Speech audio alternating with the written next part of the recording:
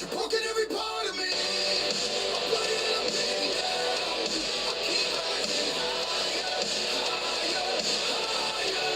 Now won't come for me. You're never gonna hold me down. I keep rising higher, higher, higher. The world can't stop me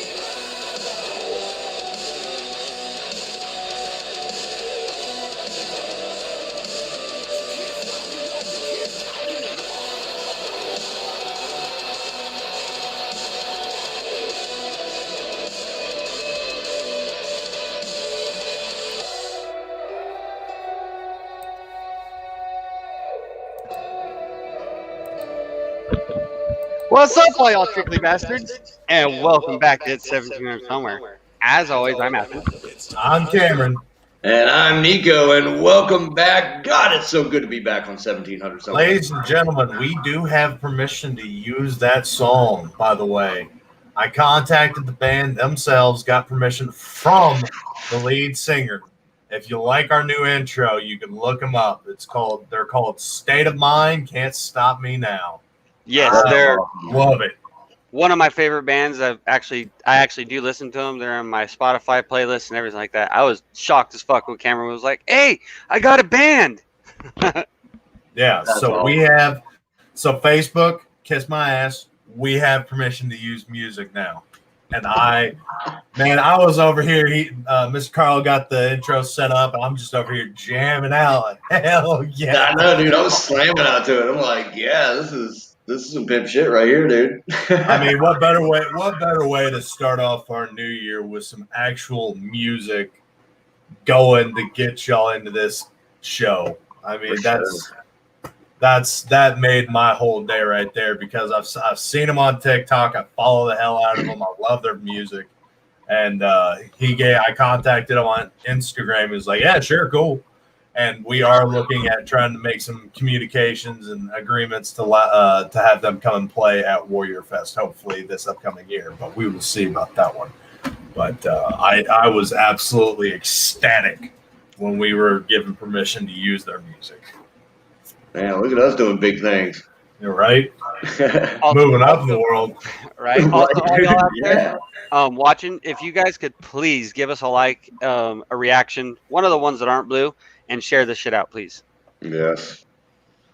So, welcome back. Happy New Year, everybody. Happy New Year. What'd you guys do? How was your New Year's, man? What'd you guys do? I cooked like a son of a bitch. I got a rack of ribs. I got a pack of brats, a pack of cheese sausage, and a pack of chicken, and I made some homemade burgers. And I grilled. We had my buddy got a fire pit. We had some fireworks. Actually, when we were getting fireworks, somebody got hit by a car. Yeah, it was weird. Happy New Year. Yeah. Happy New Year. My New Year. What'd you get into? My New Year was just basic shit. I worked New Year's Day and the day after New Year's Day, so yeah, I worked 6 days this week. So I probably should have, because apparently the company didn't want to pay us for both days they gave us off, which is ridiculous. They told us originally we were going to get paid for both days, so everybody planned to be off for New Year's Eve and New Year's Day, and then it come to find out that they're not going to pay us for one of those days, which is ridiculous. That's kind of screwed. Yeah, so we in all honesty, I should have worked, but they didn't give us a prompt enough heads up. I didn't find out till like the day after New Year's. Like, hey, they're really not gonna pay us for that day. Huh. What? So Yeah, that's kind of dumb. Not gonna lie. yeah, it's ridiculous. But to get us started off, we've always got our wacky animals. Well, this one's kind of a donation. If you want to donate your old Christmas tree in Michigan, the Michigan Zoo is actually seeking Christmas tree donations for goat food. And we do have video for you. With Christmas now behind us, those decorations are likely coming down pretty soon. But before you take that tree to the dump, there is another option. Fox 17's Michael Martin traveled to Muskegon County to find out how real Christmas trees can get a second life.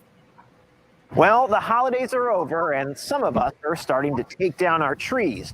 But before you throw it out with the garbage, consider donating it to the folks here at Lewis Farms. They've got a whole herd of goats eager to make the most of your recycled Christmas tree. Come here, guys. There we go. Lewis Adventure Farm and Zoo up in New Era is closed for the season, but with over 100 animals on the property, there's still plenty of work for staff to do and lots of hungry mouths to feed. Animals get the winter blues kind of too, so they like anything new and unusual. It's exciting for them. Always thinking up ways to keep their animals healthy and happy, they began asking the public to donate their old Christmas trees 17 years ago when they brought home their first goats. After Christmas, you have the tree. If you have a real tree, the question is, what do you do with that tree? And most people, being conscious of environment, would like to recycle the tree. And as it turns out, our goats love to eat the Christmas trees. All right, let's take some over to the goats. Not only is it adorable to watch a couple dozen goats mow down a Christmas tree, it's good for them too. Here you go, guys. Remember these? Pine needles have a lot of vitamin C in them, so they're getting some vitamins there, and it's a natural dewormer for goats too. The pokey pine needles, some animals, they can't handle it, but a goat has a really hard mouth, so they're able to easily eat the pine needles. They like the taste of the pine needles. On Wednesday, the goats enjoyed a variety of trees. A long needle and a short needle. We'll see which one they prefer. But as Jenny Farrells of Lewis Farm says, even if they have a preference, they've never been known to turn down any tree. And once they're done eating it, the tree becomes a sort of enrichment tool. Then you'll see them really start to play with the tree. They'll start rubbing their head on the tree, head-butting the tree. So strip your tree of any ornaments or garland and come drop it in the farm's front drive. Anything we can do to keep things interesting and enrich their lives until people can come back and see them when it's warm again. Now, for more information about Lewis Farms, how to donate your tree, and everything they have coming in 2021 when they open back up, check out our web article at fox17online.com. For now, in New Era, Michael Martin, Fox 17 News. Huh, that's actually pretty awesome. Like, I know goats will basically eat anything, and Christmas trees, pine trees, anything. Pine trees in that sense are actually even edible for humans. You can eat an entire pine tree if you wanted to. True, but that's definitely a better option than what we have down here in Texas. I know in the Houston area, a lot of people take their trees over to the Westlake Houston Parkway Bridge and just throw their old Christmas trees into the Lake Houston, and it causes a lot of annoyances. Well, we've also had people throw in refrigerators, washers, dryers, couple bodies, needles out the wazoo. Oh, Lake Houston is a set. It used to be nice. Now it's just a cesspool. So yeah, it's so. Please, if you have the ability to donate your Christmas trees to a goat farm. Yeah, absolutely. Especially if you're up in Michigan and around that area. Yeah, toss them their way, man. That's a cool cause. I like that. I use fake trees anymore. They're much less expensive and you can see how old your fake Christmas tree is by the amount of duct tape rings on the box. Right? It's exactly like getting a real tree, just duct tape. Exactly. Hey, how old is that tree? 1, 2, 3, 4 years. How do you know it's 4 years old? Well, there's 4 different colors of duct tape there. Five. 5 years because there's the original clear tape. Excuse me. It's 5 years old. We had it since the 70s. It was my grandmother. She passed it down. You know. The whole box is just duct tape at this point. Yeah, that's it. Silver. What's in that silver box? It's not a box. It's silver. All duct tape. Our next wacky animal comes to us from Anderson, just south of Las Vegas. A Bath and Body Works, actually, a owner of a camel took his camel into Bath and Body Works, and there is video for this one as well. Oh yes, please. Huh. I know y'all love watching the videos. This is my service camel.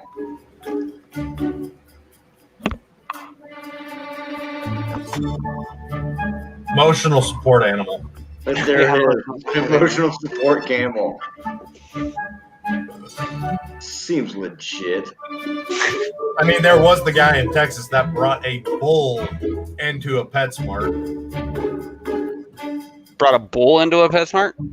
Well, you have to remember, it's PetSmart or Petco. They allow any leashed animal of any size can be brought into their stores.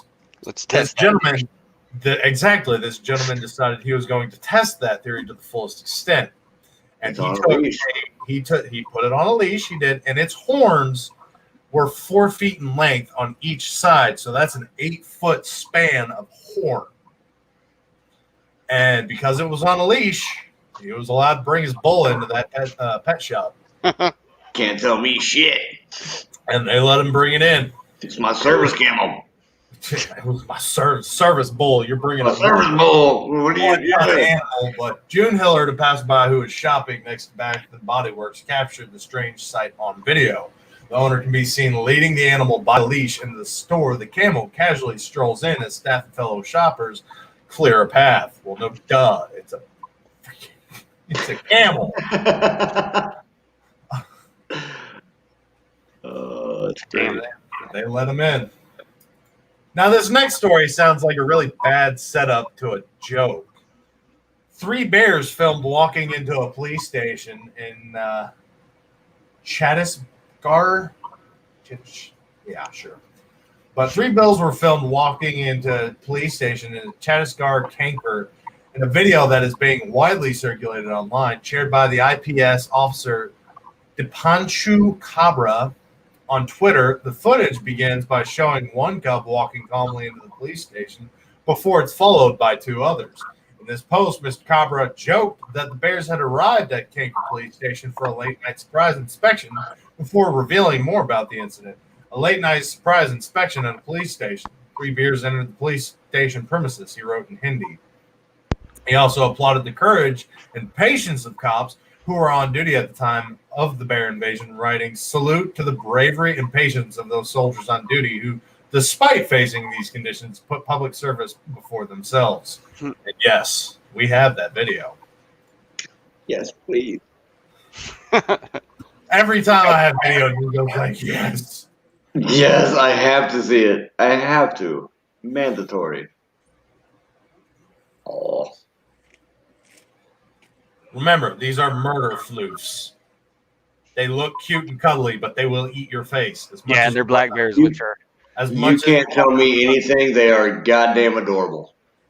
Just little itty bitty cute cubs. This is melting my heart right now. I don't care if they would kill me in my sleep. Well, they are pretty small, though, so. I mean, you might stand a chance against these guys. That's adorable. So. They're adorable.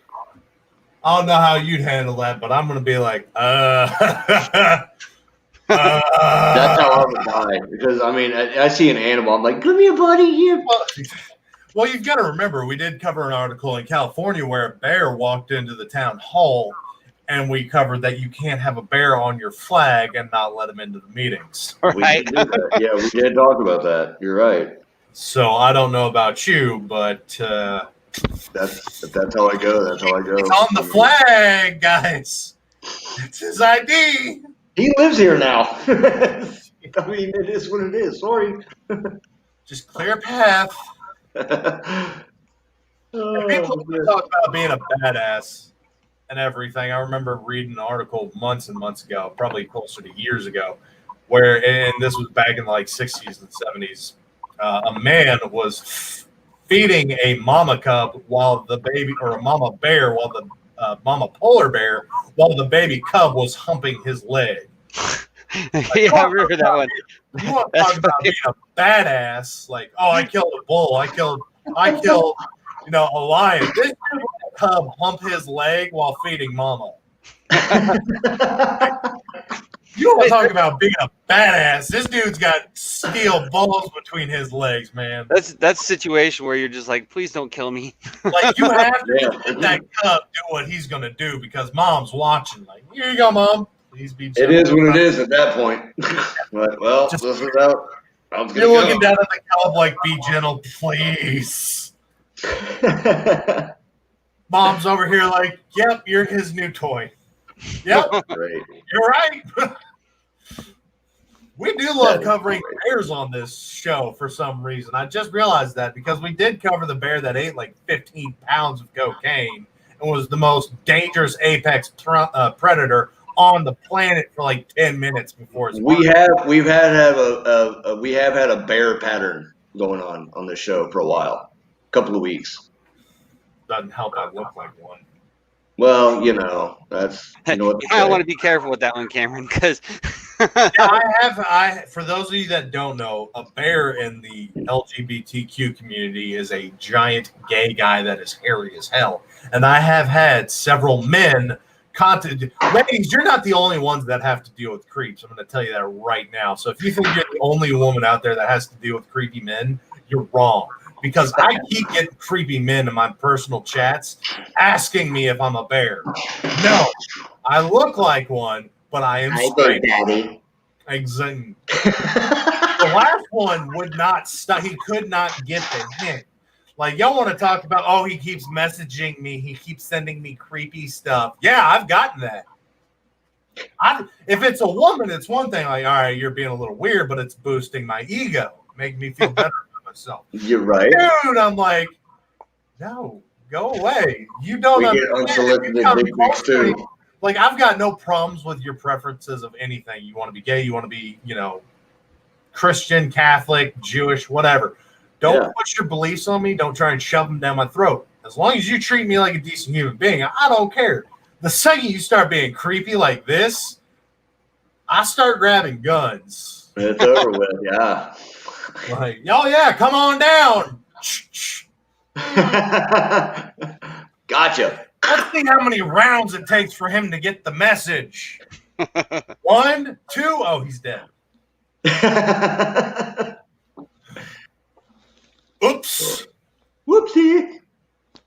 Now, this next story reminds me of one of our attack squirrel friends we have called Jade Lopez, and I wish she was watching this one, because mysterious New York City squirrel attacks rise in the Queens neighborhood. And yes, there's video. Yes. I love it when there's video. And yes, that is the headline. Mysterious New York City squirrel attacks rise in Queens neighborhood. I mean, why not? You can imagine where this one's coming to us from. Why not? I didn't turn on the audio. Oh, shit. More chemo. if we're gonna keep playing videos like this, you're gonna have to get an ad blocker or something, Cam. No, I don't think that was an ad. I just I didn't turn on the audio for it as well. This might be it. I don't see what this has to do with anything about squirrels. Aaron Cottingham, sweet shoes. I think he's talking about the ones in the ad there on the. Right Yeah. arm. Oh yeah, that's not video from what are you? Okay. Well. Yeah, you're on St. Jude's. I'm thinking that has something to do with cancer. Okay, yeah. I guess it's just a website. But That was nothing about squirrels. no, it was not. Multiple attacks have been reported in Rego Park, according to local news affidavit or local news affiliate Fox 5 New York. The Singh family from Rego Park told Fox 5 that their neighborhood has experienced around 20 unprovoked squirrel attacks since Thanksgiving. They have been randomly attacking people. Attacking is anywhere from jumping onto them, scratching and biting aggressively. Vinati Singh explained on Wednesday, "We don't know why it's happening." Other Rego Park residents have been attacked so severely that they have been left bloodied by the aggravated rodents, according to recent photos and videos shared by local social media users. The squirrels didn't care. It just wanted something. It wanted blood, she said. For a few days afterward, it would come out with a shovel just in case looking around. Holy crap. There is a photo at least. This squirrel jacked somebody up. Oh wow. That squirrel just looks creepy. Look at that. Freaking. I'm wondering if because we've He's peeking around the corner. He's like, "You're next. I'm coming for you." But we have to remember with the shutdown, everybody's been inside, everybody's been locked down. They're not getting as much food. There's not as much garbage out there because nobody's eating out. So I'm wondering if, because we did cover an article where rats and raccoons were coming out in numbers trying to find food because there was nobody leaving trash anywhere for them anymore. So I'm wondering if that's what's going on here. The squirrels are just pissed off because, hey, where the fuck are you? Mm-hmm. That might be. They're ravenous at this point. I need my nuts. Get outside. Normally, squirrels are pretty calm and well skittish, and when you come near them, they run off. Yeah. But I'm wondering if they're getting so hungry, or if they're just going rabid now because screw coronavirus. Like, I haven't seen you. I need to play. And you look mighty tasty today. Yes. He even did the Come to daddy.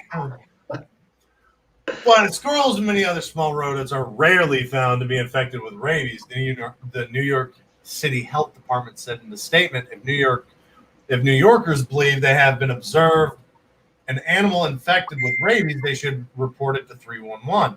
Any resident who has been bitten should contact their doctor and report it to the department's animal bite unit. Records on New York City Health do not show any positive case of rabies among squirrels in 2020, nor have there been any confirmed infections in the past 10 years. So they have no reasoning as to why they're attacking people. Aaron messaged a video. What? Yeah, I put it in private chat. Oh, he has a YouTube.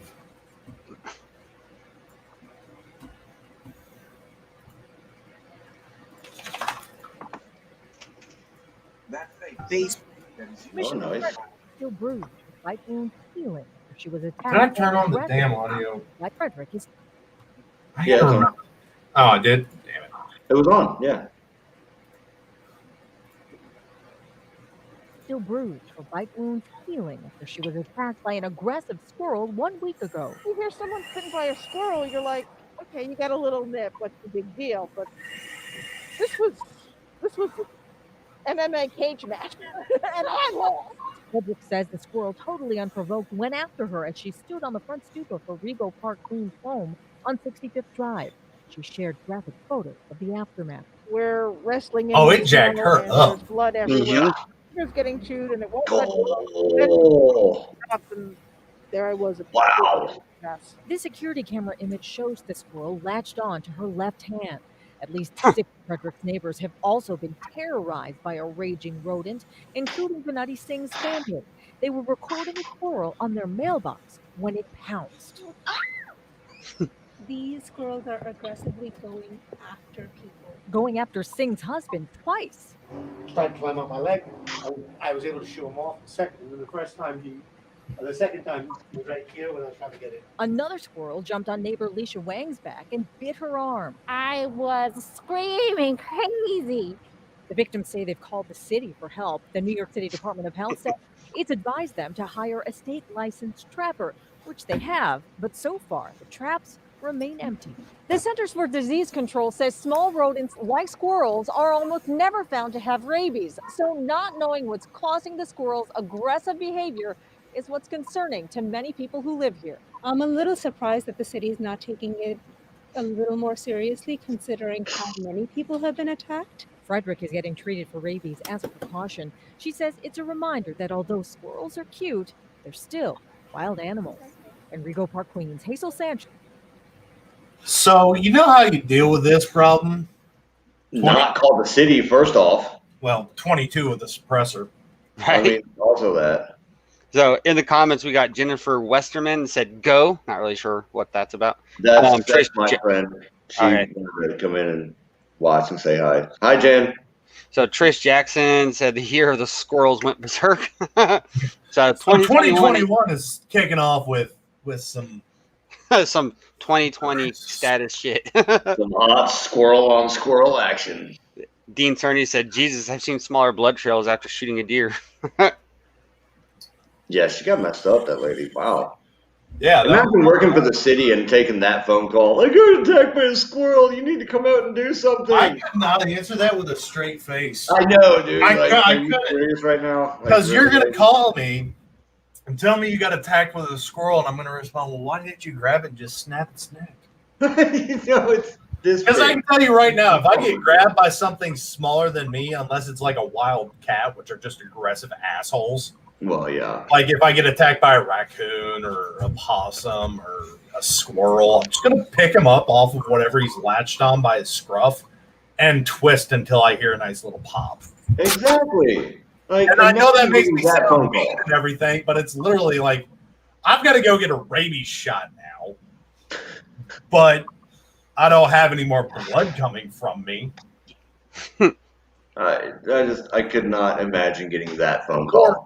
Or you can grab them if you want to do it humanely. Grab that thing by the scruff, rip him off of you, and then just as like your best football pat, just. Oh, I'll drop kick it like a field goal. But yeah, for most animals, scruffing them is pretty much the safest way to pick them up. Exactly. Yeah. Now there has been one wild cat. Like if I saw him, I'm going to crap myself. I saw what was it?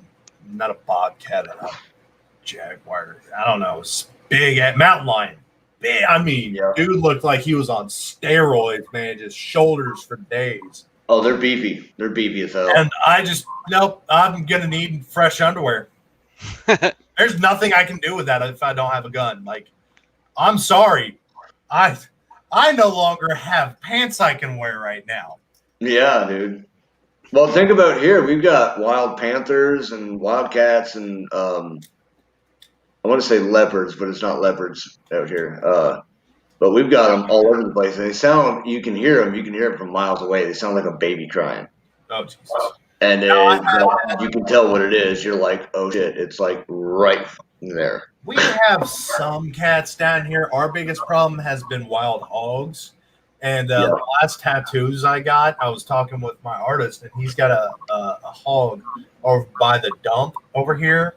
And he was telling me this thing has been shot over and over and over again and will not go down. He's estimating it's above 1,300 pounds. Wow. As a hog, they thought it was a deer. It was so big at first.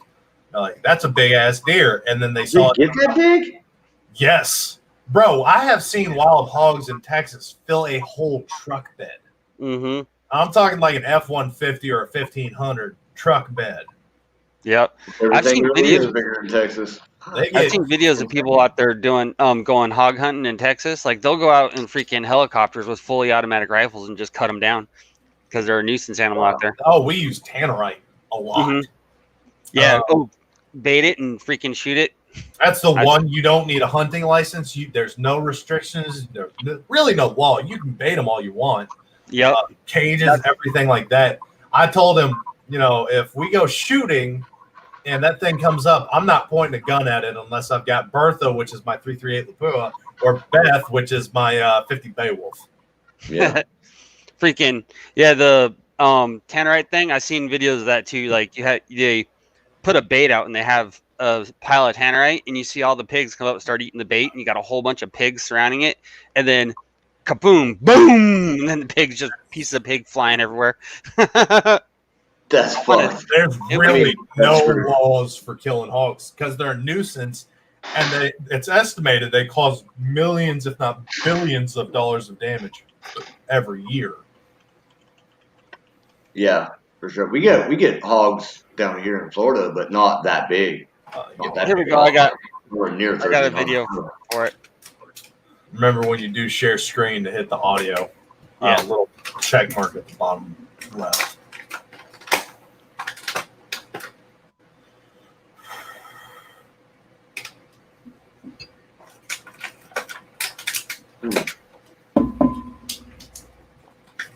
Look up Hogzilla. Oh, Jesus, that's concerning.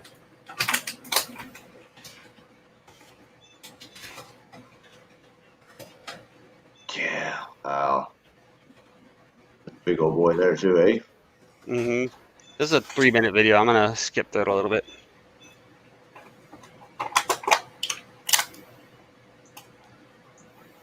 Here we go. We're getting to the better part of it. Letting all the pigs gather up.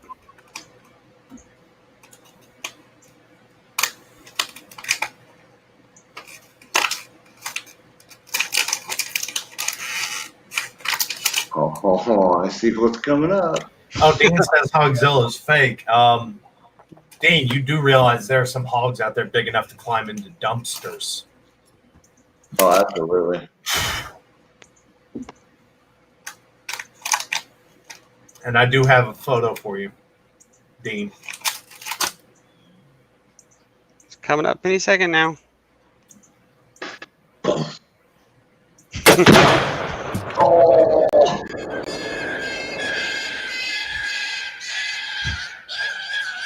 So hopefully, Dreams.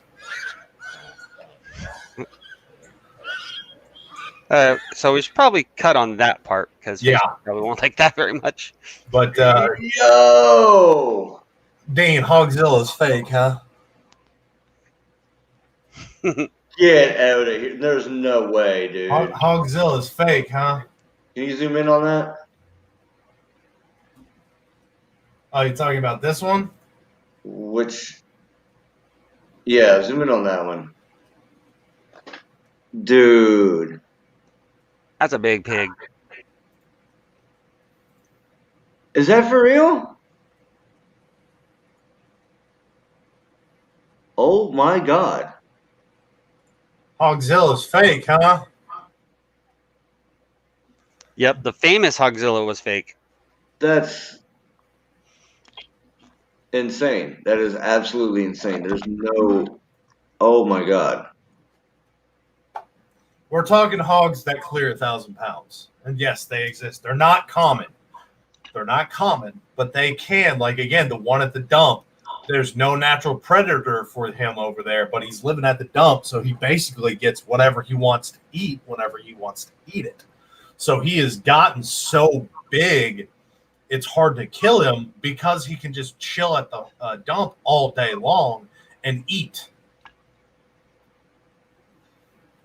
That was crazy. That was absolutely insane. Yeah. Moving on, we have a psychic who. Go ahead. I was gonna respond to the comments. So Dean Cerny, that is forced perspective. Like, I could see where you're coming from because forced perspective is a thing. I don't know if you know the movie Elf with freaking Will Ferrell. They talked about that, yeah. A lot of that movie was actually done in forced perspective to make him look so much bigger compared to the other people. But yeah. I don't know if those pictures were necessarily forced perspective because they were actually touching the hog. Yeah, the kid with the revolver over the hog was actually resting his arms. Was resting his arms on that hog. Mm-hmm. So yeah, I saw that. Moving on, a psychic who sees the future by throwing asparagus. She's got to be friend with that vegan teacher. Throwing asparagus. Makes predictions for 2021. Jemima Packington, that's her name, makes predictions for the future by throwing asparagus into the air and reading the patterns they make when they land. And she has made huge claims for 2021. Uh-oh. Here we go. She has claimed to foresee the events of 2021, including a new normal after the coronavirus pandemic and a royal breakup, which we've seen a royal breakup coming forever. The chick that married Prince or Henry, whatever his name is, has made him sell all his guns, which are like $10,000 pop. His guns were really, really intricate. And she made him quit his hobby he loved because she didn't like. He married her and was so happy, and then she turned into a bitch. What did Meatloaf say? I would do anything for love. Also made him, I won't do that. But I won't do that. Yeah. She actually made him leave the royal family too. Oh yeah. Resign his princeship, I guess you could say. His I feel like this was a political ploy. Like they had him get attached to an American woman just for her to come in and ruin the royal family. Just a thought. And boy, she did. But Jemima Packington from Evesham uses asparagus tips rather than a crystal ball to make her predictions earlier the nickname the Mystic Veg. After throwing vegetables in the air and reading the patterns they form, the 65-year-old says they show the pandemic will begin to pass by June, and the world's population will become kinder as the result. Something tells me that's a load of crap, especially with the political crap going on right now. Doubtful. Highly doubtful. After throwing the vegetables into the air and reading past, Jemima predicts foreign travel will become an occasional option rather than the annual norm. Extremes of weather will continue, with tropical storms becoming more frequent, and Gus to become a popular baby name in 2021. So if you have a baby, don't name him Gus. She forecasts, although the impact of COVID-19 will still be felt around the world, the vaccines will bring a return to the new normal by June 2021, although not a return to pre-pandemic days. The world's population will become kinder and more tolerant as a direct result of the pandemic, and governments will be more beholden to the will of the people. Well, I'm sure that's because the people are getting sick of their shit and have threatened quite a bit, and we will cover more of that later. This sounds more like her hopes rather than predictions. Yep. It's pretty, talking about the royal family, it's pretty grim reading for the royals in 2021, as Jemima predicts at least 2 divorces and says Harry will return to the UK on his own in March, when he will be advised there will not be an extension to his current terms. She says she can also expect a spat of ill health among royals of all ages, and as the Queen will make an important announcement in June to coincide with her official birthday as sovereign, perhaps hinting that she may hand down power to Charles. Celebrities, it's bad news for celebs and influencers, with the psychic predicting the general public will switch their attention towards real heroes, which would be nice to see. Mm-hmm. Jemima warns big salaries for sports stars and the obsession with celebrities will become things of the past, which I can also hope for, because I don't agree with idolizing celebrities, especially when they start using the power they have for politics. You're one of the most influential people of the world right now. You need to keep your personal beliefs to yourself, because these kids are going to hang off of every single word you say. You're rich. These kids aren't. You have millions of dollars. We had actors bitching that they're not making nearly as much as they were since the COVID shutdown, where they're still clearing $3 million a year with this pandemic. So shut the hell up. As far as politics, she says former President Trump will be disowned by GOP members because of his appalling handling of the U.S. domestic situation. He will not stand for a further term as president, and his future is uncertain. She will also add there will be no Scottish referendum, which I can tell her to go to hell on that one. How her previous predictions have gone. Jemima says she is world famous herself as the planet's only asparamancer, has a mixed record with previous predictions, having said Donald Trump would win the latest U.S. election.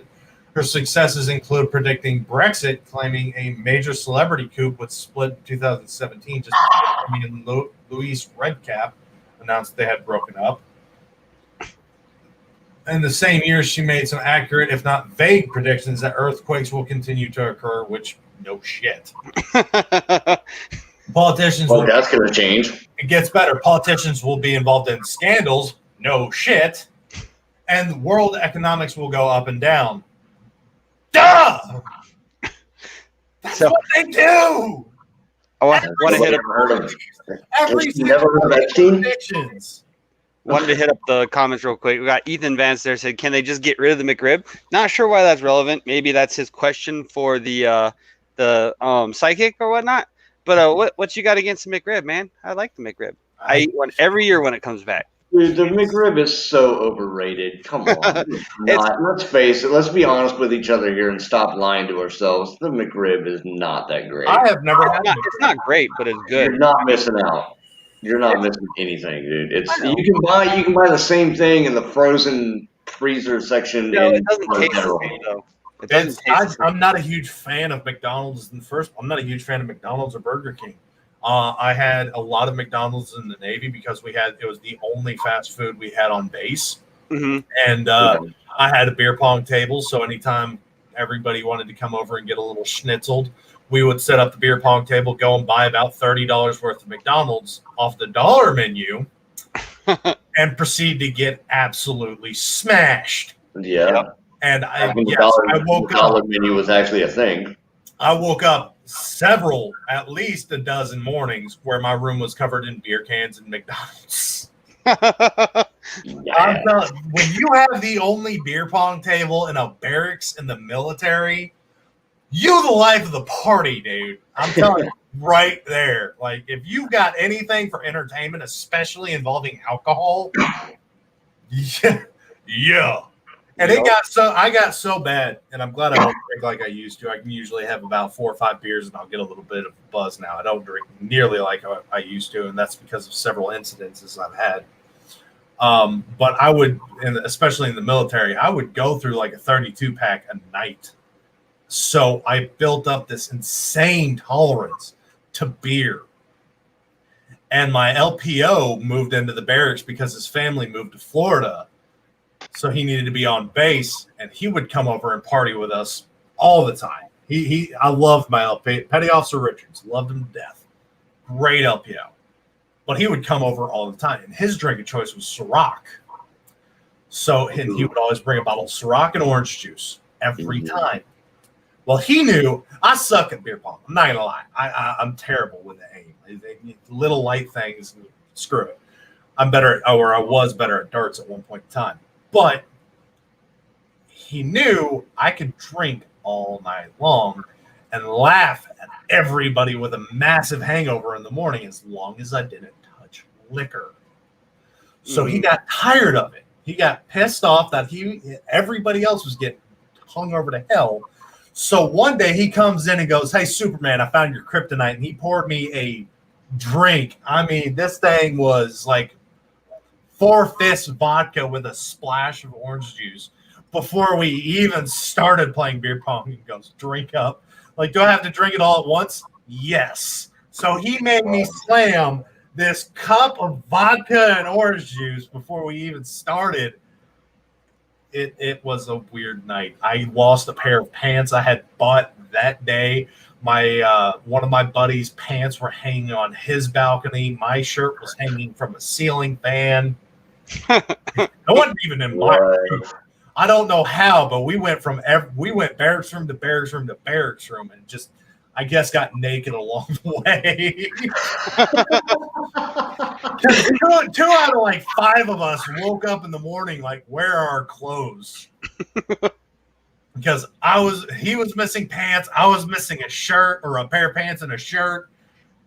Somebody else was missing their socks. Somebody had threw up in the bushes in the courtyard. It was just, he never did that again. After that, he was like, "Nope, you're good. You get to be the responsible one when we drink." Yeah, might as well. It was. I'm very happy I don't drink like I used to anymore. I'm going to leave it at that for now. Unless y'all are really curious as to some of my drunk escapades, we'll bypass that. We end up getting together one day. We're drinking a shit ton. I'm sorry. Come on, man. We're doing it. Oh, we're doing it. Actually, New Year's, I drank probably close, 12 pack. I drank probably 9 beers, but I had started at like 7 o'clock and paced myself until 1, 2 o'clock. And even then, that was enough for me. I just hate waking up feeling like crap. I've found that I like sparkling waters a lot. They make me feel like I'm drinking, but there's no repercussions for them other than they're a little pricey. Well, yeah. So I don't partake like I used to. And I definitely don't go to bar. I've had too many incidences at bars. So I've actually been punched. I got the weirdest, probably one of my weirdest stories that I didn't get in trouble for. I got punched in the face by this itty bitty little thing. I mean, this woman was 50-something years old. And I guess she had imagined a relationship with me at some point in time in her drunk. I've met her once, but we played a dart tournament together, right? But she had gotten absolutely obliterated drinking. And she brings me outside and starts yelling at me. She said, "You said you didn't care about age. You said you didn't care about how much older I am. You didn't care about this and this. Like, I don't fucking know you. Who? I played darts with you once." And she just, right in the middle of the conversation, punches me in my nose. My beard was longer than Athens at this point in time. And I had just a trail of blood going through my beard. And I was ready to beat the bricks out of this woman. But I was right. Don't hit a woman, especially one that you just took a punch to the face and could shake it off like it was nothing. Yeah, right. But I had a friend, Donna. She is six. This woman is 6'1" and pushing about $180. She's a big girl. She's not like fat, but she's built. And she was ready to throw hands for me. Like, I was popular at this bar. And I'm like, no, don't do it. Just kick her out for the night. Let her go sober up. Just let it go. But I could never figure out what made her think that I was going to have a relationship with a woman that is 30 years older than me.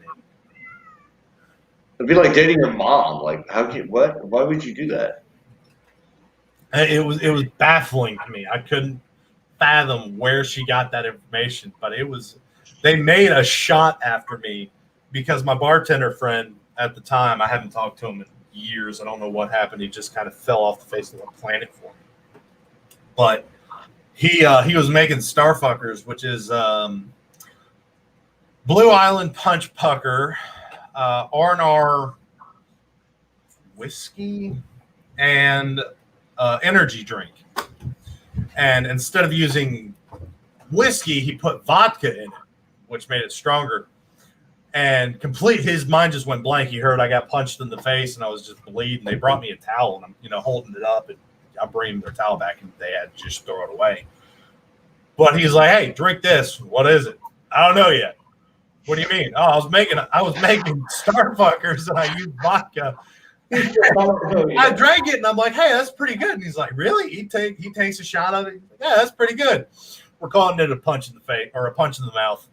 Like, you. So he made a shot because of that night. They made a shot after me. That's great. We got Stefan Brugman checking in, saying hi. I've got, man, I could do a whole segment. I could go 2-3 hours of drunk stories. So Stefan Brugman checking in the comments saying hi. So what's up, Stefan? Also, Cameron, check the private chat. So before we get into and Facebook? No, in StreamYard. Don't forget to react. Sure, don't get Article 15 for a bar fight. She wanted the private chat. Don't forget our ads. Care to cover our ads? I'm not quite sure what you mean there. So I know Pimp, Redneck Pimp wanted us to push about that comedy show.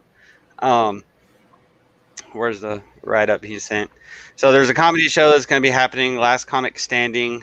I've got to find what he wants to say about it.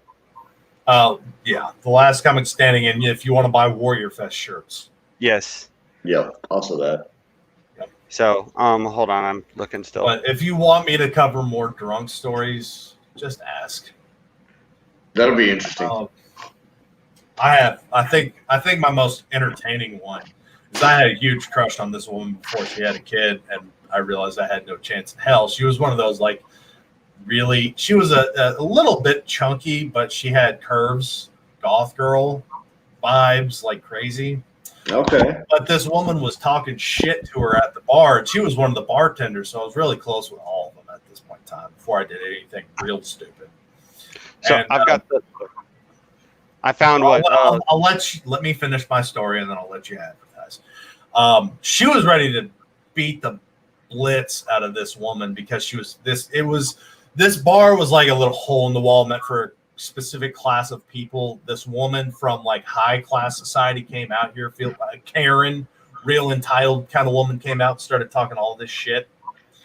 And Faith was ready to just knock her the hell out. And I got told I needed to control the situation, which I got told that a lot, which sucked because we had some guys there that were bigger than me.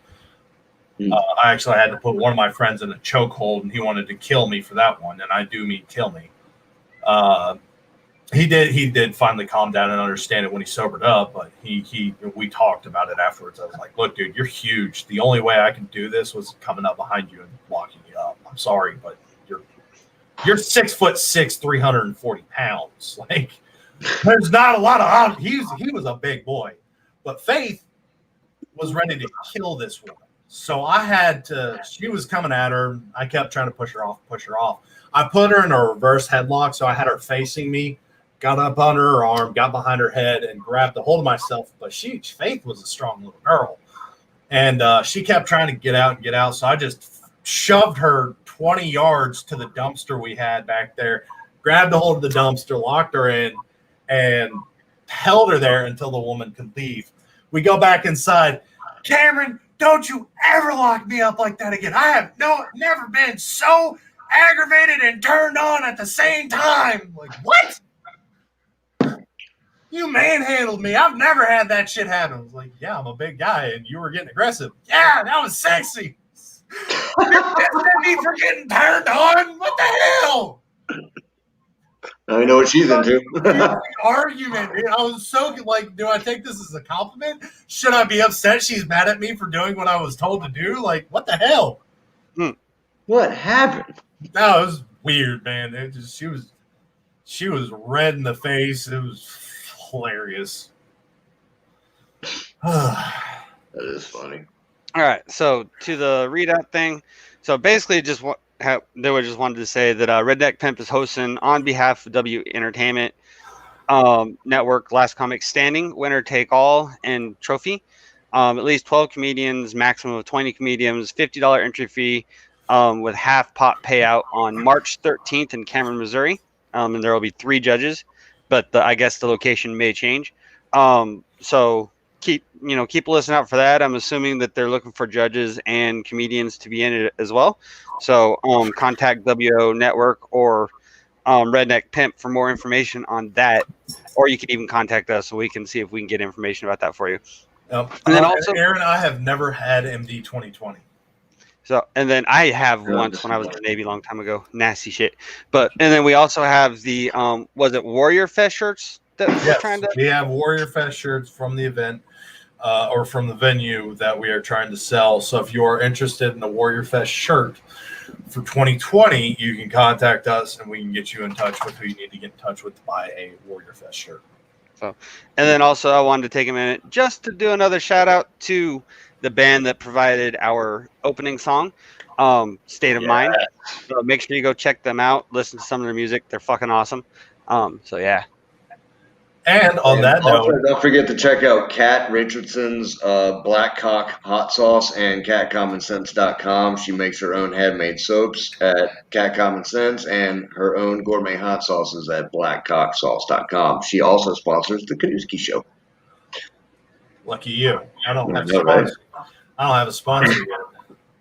I want a beard oil, a sparkling water like Liquid Death, or somebody with guns and ammo.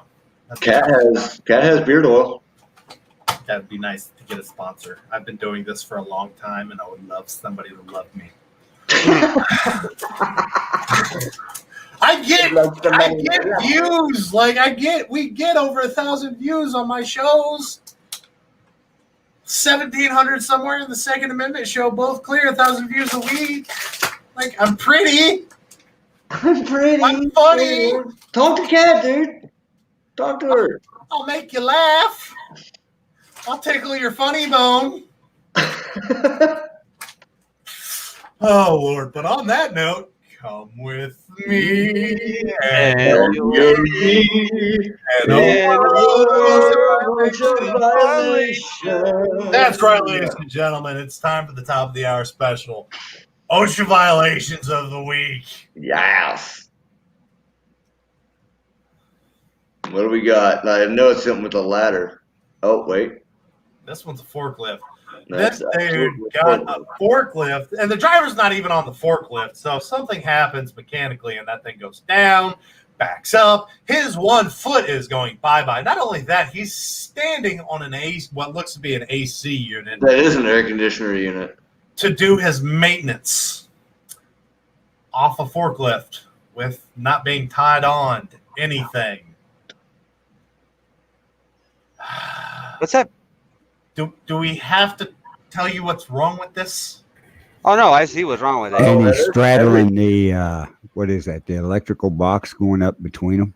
Yep. Yeah, That's yeah. what I was gonna say. What a That's shock! And old boy down at the bottom is just like, I don't see a problem with this. I took him up there.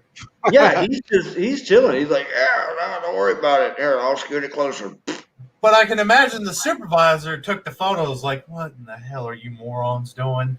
Because the only reason I see you taking a photo of this, like how we have it, is I'm going to fire both of you. And this is why. Plot twist. Right. Luther is the supervisor. Oh, Jesus. OSHA He signed freaking off on that. Yeah, I don't care. OSHA people coming through. Like, you ever see a person with a clipboard and a camera walking around the job site? You better make sure you're on a ladder right. Yeah, well, I've also There it seen some a fabricator made his own slingshot using a piston out of an engine block, taking steel cable, thick gauge cable, clamping on a rubber tube, and carried nuts with him to scare off OSHA. So basically, he had this high-powered slingshot he made, shooting half-inch nuts at anybody that came on. Can you be mad at him for that? No, and you did ask about a ladder. There is almost always. Oh my god. I'd rather stand on the top of the ladder at that point. On a door. Move the ladder closer, stand on the top rung, and you should still be able to make it. Yeah. But this is My knees hurt. It's a looking at door. that, eh? one, they're not designed to hold your weight like that at No. all. Two, it's a door. It will Mhm. move.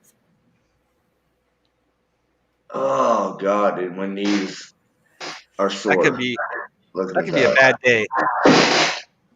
I can imagine the guy taking the photo was walking through the building doing inspections and shit like that, and looked to his left and was like, "What the hell?" Dude said, "Excuse me." Jesus. What? Excuse me. What are you doing? Yeah. We do have a taller ladder, Bubba. So we got a comment coming from Twitch right there. It looks like that's what is that? That's his name is MAGA Brother, and a couple hearts and black fists. I don't know. I can't tell. I don't care. It's got rainbows and fists in it. I just looked over it and was like, yeah, whatever. Now, I don't need to tell you this is a bad idea, but it's a bad idea. If you are under the load while in a crane, especially using straps on corners, one, if the shackles give out, if the crane gears give out, straps get cut, you are dead. Oh, absolutely. You won't even feel it. No, There has to be it's going to be down. There has to be like a extremely serious reason that they're down there doing that, and whoever it is has to be a ballsy motherfucker.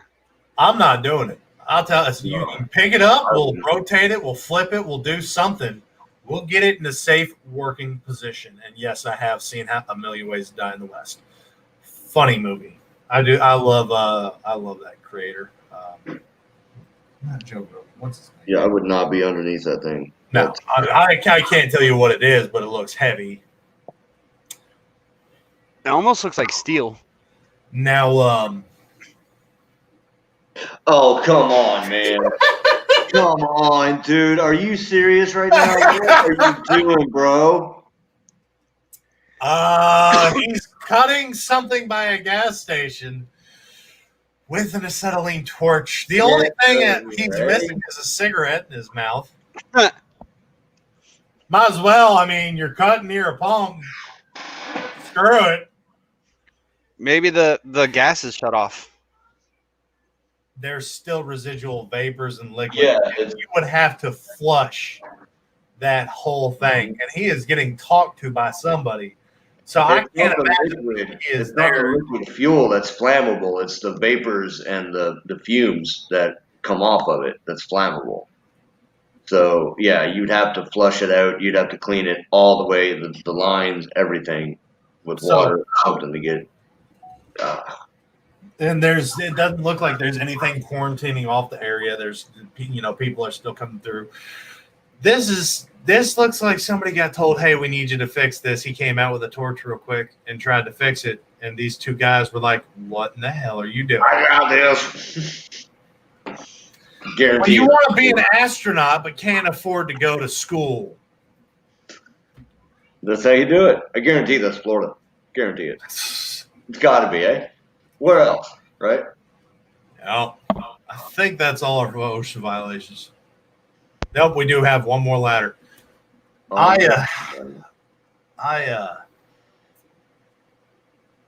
If you're gonna put a ladder on anything, don't put it on glass. No. There's no towels on that to kind of help with the shock of the ladder touching the glass. It would go straight through it. The ladder's tilted. He's already he's above halfway up. About 3/4 of the way up, yeah. And yeah. He's gonna go right through it like paper, eh? That window breaks. The force of hitting that next area where it will stop, but the odds of him being able to hold on with the rapid shock of that settling, not going to be that. It's going to be difficult to stay holding on to that ladder.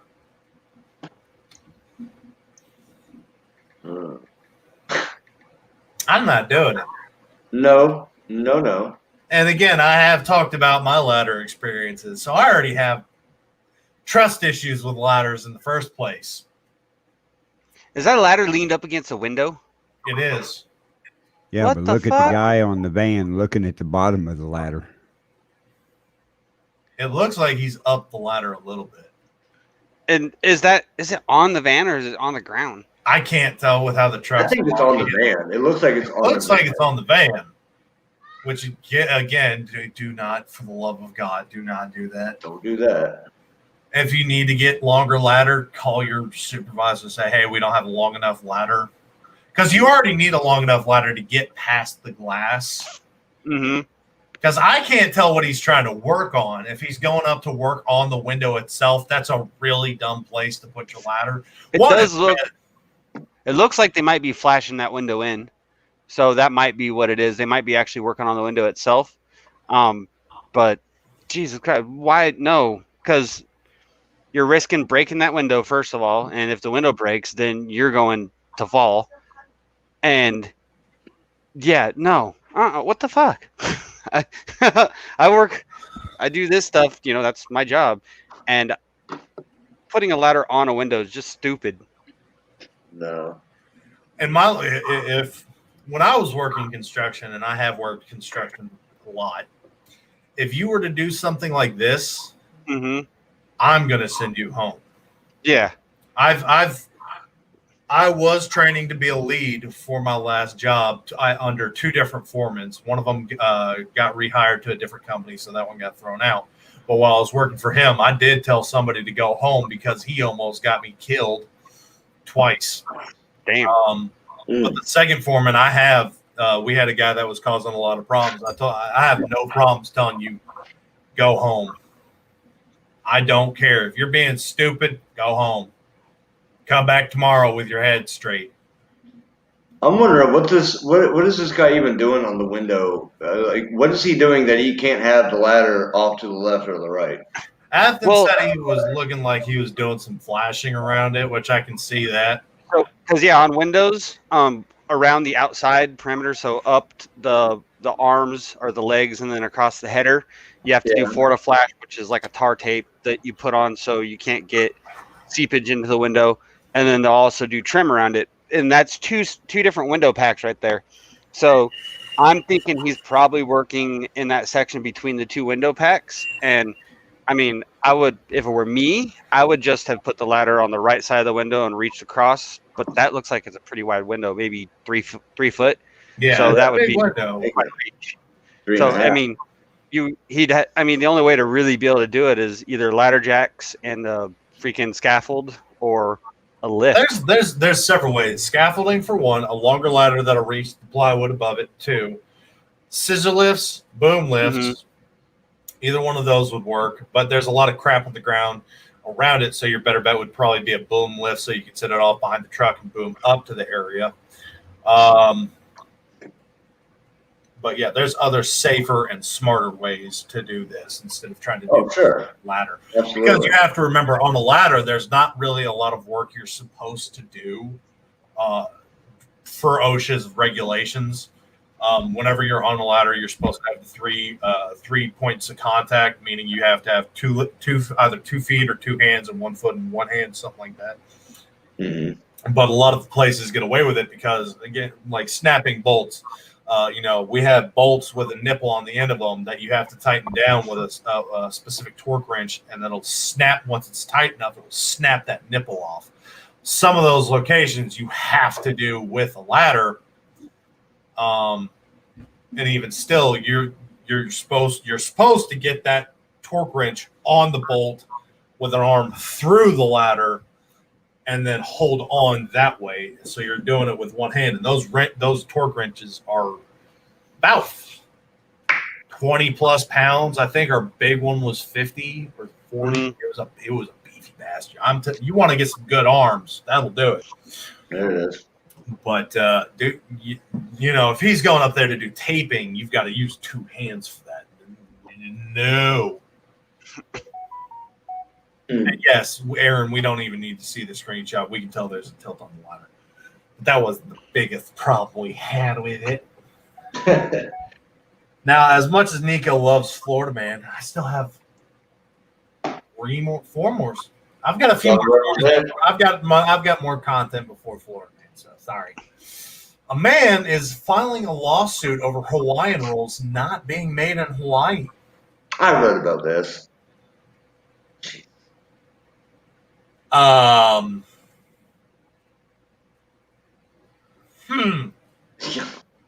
December 31st, the New York State man filed a class action lawsuit against the makers of King's Hawaiian sweet rolls, alleging the company misled him into believing that California manufactured sweet rolls are made in Hawaii. Really? Yes, really. Robert Galinsky of Yonkers said in his lawsuit against King's Hawaiian that the packaging prominently features Hilo, Hawaii on the front. The back reveals they are made in Torrance, California. Mm-hmm. Galinsky said the packaging misled him into purchasing the product, believing the rolls are to be made in Hawaii. Lawsuit states the company is leading the seller of Hawaiian rolls and essentially invented this category of food and cites incidences of the company taking legal action against other manufacturers for using the phrase Hawaiian rolls in marketing. The King's Hawaiian website states the rolls were created by Robert Taria in the 1950s when he opened Robert's Bakery in Hilo. The company was renamed King's Bakery when it later expanded to Honolulu, and the business eventually closed to Torrance. King's Hawaiian has yet to publicly respond to the lawsuit. You know why? Because they're still laughing. Yeah, they're not. They can't keep a straight face about any of it right now. You're telling us we're getting sued because of the name of our product? I mean, Man, I don't know. Created in Hawaii. They're called Hawaiian rolls. Because he's saying that the packaging says Hilo, Hawaii, and they're going to win this lawsuit so easily. They're like, yeah, because it's a tribute to the original bakery that made these rolls that was in Hilo, Hawaii. Exactly. It's That's like why the they haven't responded, because they have to figure out, is this for real? Are you that stupid? I don't know. You can sue somebody for anything these days. Look at the guy that broke into this old couple's house, fell down their stairs, broke his leg, sued them, and won. Well, there was also the one that fell through a skylight, fell onto the kitchen cutlery, and sued because he got stabbed with the kitchen cutlery. There's also the one that sued McDonald's for not having hot on their coffee. Yep, that lady. I think we need to remove warning labels and just let society figure itself out. There it is. You want to eat Tide Pods? Go ahead. Here's your award, your trophy. Yeah, Your you dog know, will drink work. bleach is a good strong chaser. Oh yeah, yeah. Wash it down with some Clorox. You'll be all right. Yeah. Oh, it tastes like crap. Here, drink this. Put some of that in you. I mean, we had the trend where they were butt chugging alcohol. I still can't. Oh, the butt. Well, it hits you faster. That's coming from somebody that's done it. Oh, So I it's don't know what you're talking it's about. because you're done. inside your rectum, your capillaries are closer to the surface of your skin, so Mhm. they will absorb the alcohol more directly than as if you were to drink it, you know, orally. So you'll get a direct shot of the alcohol real quick. I guess apparently butt chugging a beer can get you pretty fucked up. If I'm drinking, if I'm trying to get drunk, I'm going to enjoy my alcohol. I'm not sticking a funnel up my butt. One, that's gay. There's literally people just wanting to get drunk that have like $5. It's just like I need to get. This is the butt chug. That's when drinking is probably a problem for you. Okay, if yes, but let's not forget we did cover an article like a year ago where the woman butt chugged vodka and crapped on this dude. Well, I mean, the whole butt chugging thing is going to be effectively similar to a enema. So you put it in there, it's coming back out, and it's taking a lot of whatever's in there with it. Moving on. A woman fell down a 650-foot cliff moments after she was proposed to. Oh, how tall cliff? 650 feet. She fell off his. Oh, no. So you can imagine this dude's like, I'm going to marry her. She said yes. In her excitement, she did a little dance and fell. That is God saying no. Yeah, this is never going to work. Just stop it. You should never have said yes. This is literally, this is the wrong woman for you, bro. Like, this is the biggest kick in the cojones you could receive. Like, I'm getting married. And she's dead. That's shitty, dude. A romantic proposal ended in disaster for one couple as the woman fell down a 650-foot cliff moments after saying yes. According to the news website Bill, the incident occurred shortly after a 27-year-old man proposed to his girlfriend, Carinthia? In Carinthia, Austria. The woman, 32, accepted the proposal just moments before she slipped and plunged off Falkert Mountain on December 27th. The couple had trekked up the mountain one day earlier. Miraculously, the unnamed woman survived the 650-foot drop off the cliff thanks to the snow breaking her fall. Her partner, who tried to hold on to her, also lost his footing and fell 50 feet through the air.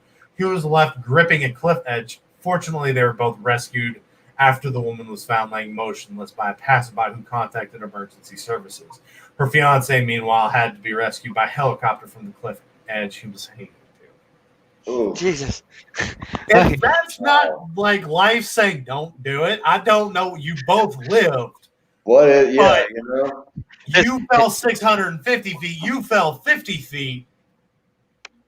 Find somebody else. What happened? Like, where is your life going? Bad choice of romantic locations for the dude. He's like, this is going to be awesome. It was. Don't propose on a cliff. A Kentucky man went viral for cleaning snowy driveway with a flamethrower, and I can't blame him. Oh, I saw that. What happened? A Kentucky. Just watch the video. All right. Yes, there's a video. Running snow service removal now available. What the fuck is this? That's certainly not a flamethrower. He said, "What the fuck is this?"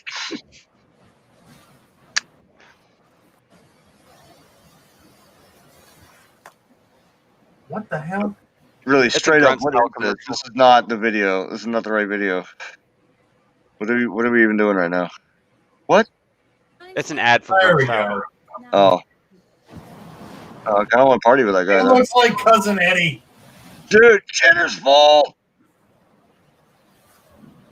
Yes. And he's drinking a beer. With a cigar. He's That's straight cousin up Eddie. his cousin Eddie, dude. That's awesome. That's a cousin Eddie cosplay if I've ever seen one. Shitter's Fall. It's effective. We've got Right. flamethrower. Well, not that kind of flamethrower, but propane tank with a torch head. Flamethrower head that we use to thaw out roofs and shit like that, and so it's not frozen. He says his snow service removal is now available for everyone in Browning. Hell yeah. My man. That's awesome. Now going back to our engagement, I have bridezilla. Ladies, if a man finds you and marries you after this, you owe him all the good loving. Because if you turn into this woman after, on the wedding day, leading up to it, I'm probably done with you. Like, if I see how you treat your friends in stressful situations like this, we done. Bridezilla forces bridesmaid to sign a bizarre contract with 37 strict rules. Bridezilla has been slammed online after making her bridesmaid sign a contract with 37 exhausting rules they had to follow before and during her big day. The woman demanded that her friends not gain more than 6.6 pounds before her wedding, made them promise not to attempt to outdo the bride in any way. They require a doctor's note if they miss a dress fitting on the Hindu, and they must not intentionally fall pregnant before the wedding. The contract gives the bride complete control of the bridesmaid's appearances and spare time. There is a ban on fake DIY lashes, and her pals must hand over their normal 7-day schedule within 5 days of signing it. I've read a lot of posts about issues with bridesmaid. I gave out contracts that explained all my expectations from the beginning to the end. I started with 10, ended with 6. I refused to be stressed, and I didn't budge on any of it. Please put your email in the comments if you'd like a copy emailed to you. And I can't read her contract, unfortunately. It looks like an actual contract. Let me show you. This is what it looks like right here. You can't actually read it. It's too blurry. But this is her contract. If I'm getting married and chick goes and gets that psycho, it makes her bridesmaids sign a contract like that. Like, did it say freaking they have to devote any of their spare time to her? Like, they cannot encourage her to change anything about her wedding or speak negatively about any guests. Then they must save more than 2,000 pounds to pay for any bridal expenses. And one of her rules, the bride-to-be even admits she has a bossy attitude. And in another, she orders the members of the wedding party to be happy and positive at all times.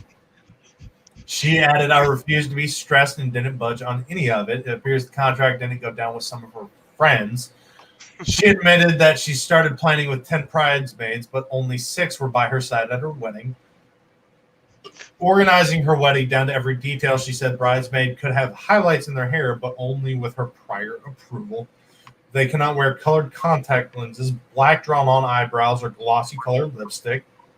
On the wedding day, they must not go down more than 7 units of alcohol. They must have leave their kids at home, and their date must be approved by the bride. And don't even think about trying it on with any men at the wedding party. That's a big no-no from the bride. We do have her 37 rules. We actually do have her 37 rules. Oh, Lord. We're gonna read them all too.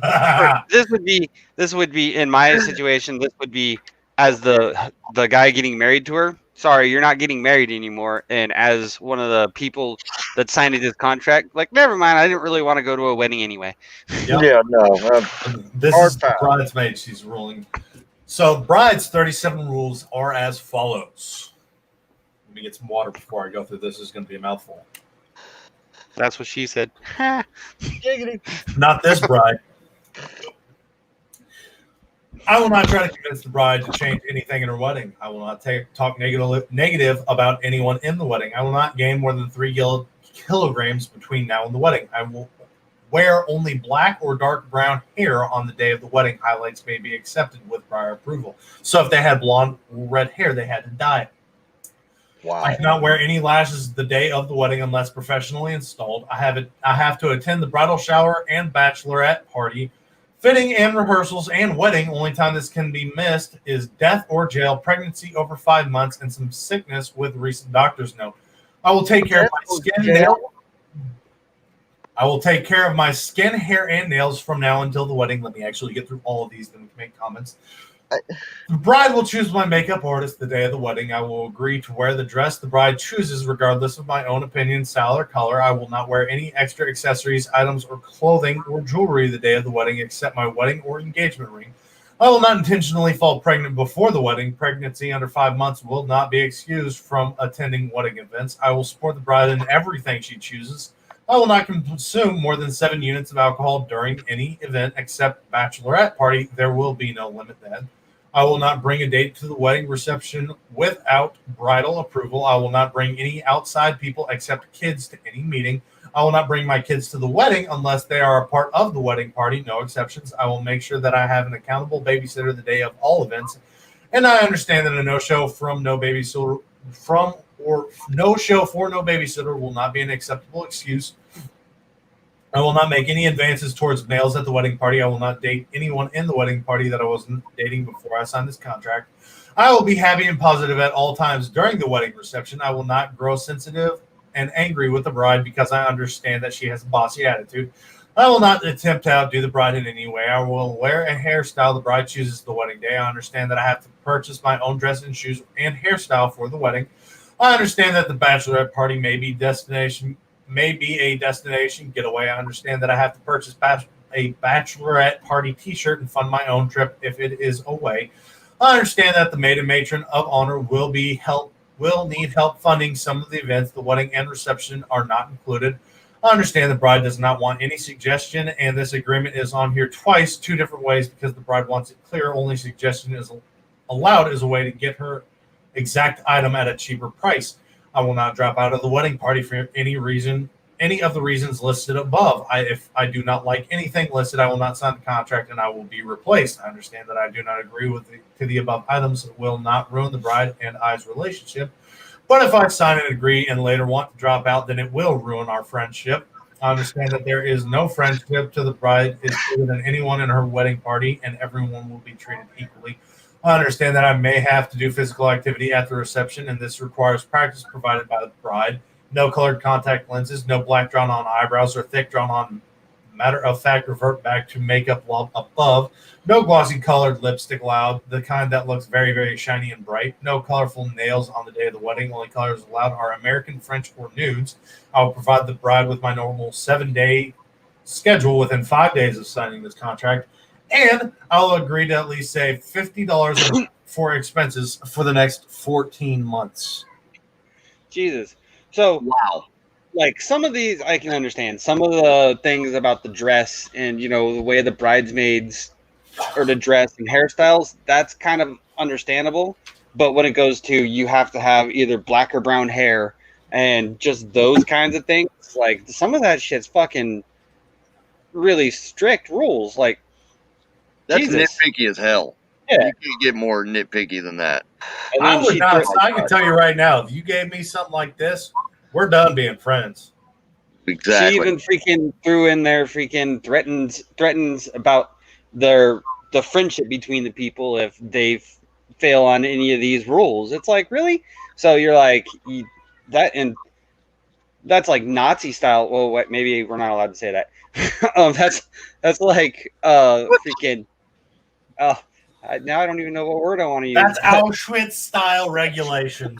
Yeah. I'll say it. I'll say it. Hell, that is. I might not say the N-word version, but that's like you get on this train one way or another, kind of. That's Yeah. ridiculous. What's all that about? Oh, that was a mouthful. You're being called. Now, who wants to buy a new house? This house in Vermont is up for sale, but there's a twist. This house includes 7 jail cells. 7 jail cells? 7 jail cells. I'm intrigued. 7 jail cells. Damn. Ooh. And it's an actual house? A house for sale in Guildhall, Vermont includes 7 jail cells that formerly served as the Essex County Jail until 1969. A home Okay. for sale is garnering attention online for its unusual feature. The home in Guildhall, listed on sale on Realtor.com, served as the jailer's residence before it ceased operations as the Essex County Jail in 1969. Hello, Gunny. The jail attached to the north wall of the home includes 7 cells with barred windows. The jail still exhibits the original prison cells with barred windows in the jailer's office. The home is listed for $149,000. That's not bad. Includes 4 bedrooms and 2 bathrooms and an updated kitchen with stainless steel appliances. One of your kids get out of line, they get to go stay in the guest room for a little while. The ultimate Okay. timeout. You want to argue with me? Go to jail. You in timeout now. Oh man. Talk shit. You want to get on your games and be racist or sexist. You want to disrespect your teacher. I'll show you some disrespect. You gonna live in that jail. You just lost all your good time. You got 2 months. I'll bring you your food. Oh, shit. Other than going out to school or going to get groceries and needing help, you gonna live in this jail. That's it. I actually kind of am curious as to the legality of that because, you know, it's not going to be much different than actually grounding a kid and having them be As long as maintained they in have their room. food, water, a bathroom, and they can stay warm or cool depending on the situation, I see no real problems with it.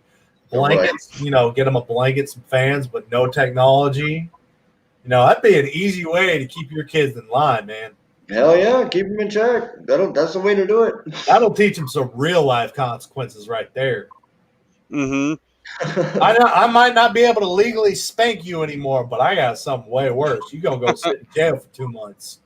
I ain't going to jail. Bullshit. You know that guest house we have on the side? That ain't no house. That's where y'all go when you get in trouble. Imagine all the shit talking that kid's gonna do growing up. Yeah, I grew up in jail. What's up? What do you mean you grew up in jail? My parents had this jail cell. I literally grew up in jail. I've been doing time since I was 3. I ain't worried about you. How you been in jail since you were 3? Man, you full of shit. He pulls up photos. Oh shit, he's been in jail. Damn, that was really his bedroom just now. Look at that. Everybody's gonna think he's hard. He's been sitting in a jail cell for bad mouthing his sister. He told his sister she was a brat and he got put in jail. Grew up in jail. Man, I'm hard. I've been in solitary confinement. What? Been doing solitary since I was 7. You've been in jail since you was 3. You've been in solitary since you was 7. I'm still in jail. Wait, what? You're 18 years old and you're in jail. Yeah, I badmouthed my mom today. How are you in jail, but you're here? Man, I'm in jail. Like I was allowed to come to school today. This is work You're release. in jail. That doesn't mean you get to go to school. What the hell are you talking about, dude? I'm gonna be up for parole when I turn 18. How are you in school and in jail at the same time? That makes no sense. School is not jail. It feels like it, but it's not jail. This is where I live right now. Oh, you live in jail, but you what? My bedroom got bars, homie. I'd have to say the ones in the military were way more itchy. Oof. Oh. Yeah, wool blankets are hell. Yeah, we had Now they were not fun. Now it's time for the Florida man stories. My people. A Florida woman was arrested for allegedly making a bomb in a Walmart. What the? Just going around Walmart, grabbing shit off the shelf, throwing it together, and be like, I mean, it's readily available, man. Why not? Tampa, Florida, a woman is facing charges after authorities say she tried to build a bomb inside a Walmart on Saturday. According to a sheriff's office news release, a store security guard caught Emily Stallard, 37 years old, going through store aisles and opening items. These items included projectiles, matches, and flammable materials. The guard called the police, and Stallard was detained. There was a child with her at the time. Stallard is charged with offenses including attempted arson, firebombing, child abuse, and battery on a law enforcement officer. Wow. That is definitely like, this is a recent one, but I think this is our Florida of the week story. You made a bomb in Walmart. There's a fine line between bravery and stupidity, and I think this woman was chewing on that line. Mm-hmm. I like to play jump rope with that line. This woman, where's my brain? Gnawing at it, eh?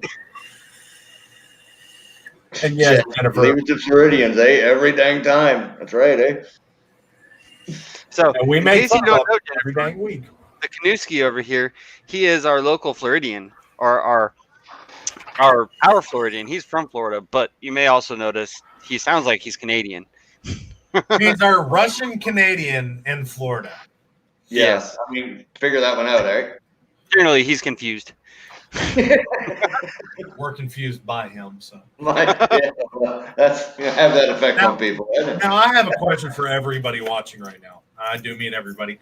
How many of us did our parents let drive the car, or they, sat us on the laps and let us steer for a while as a kid? Sure.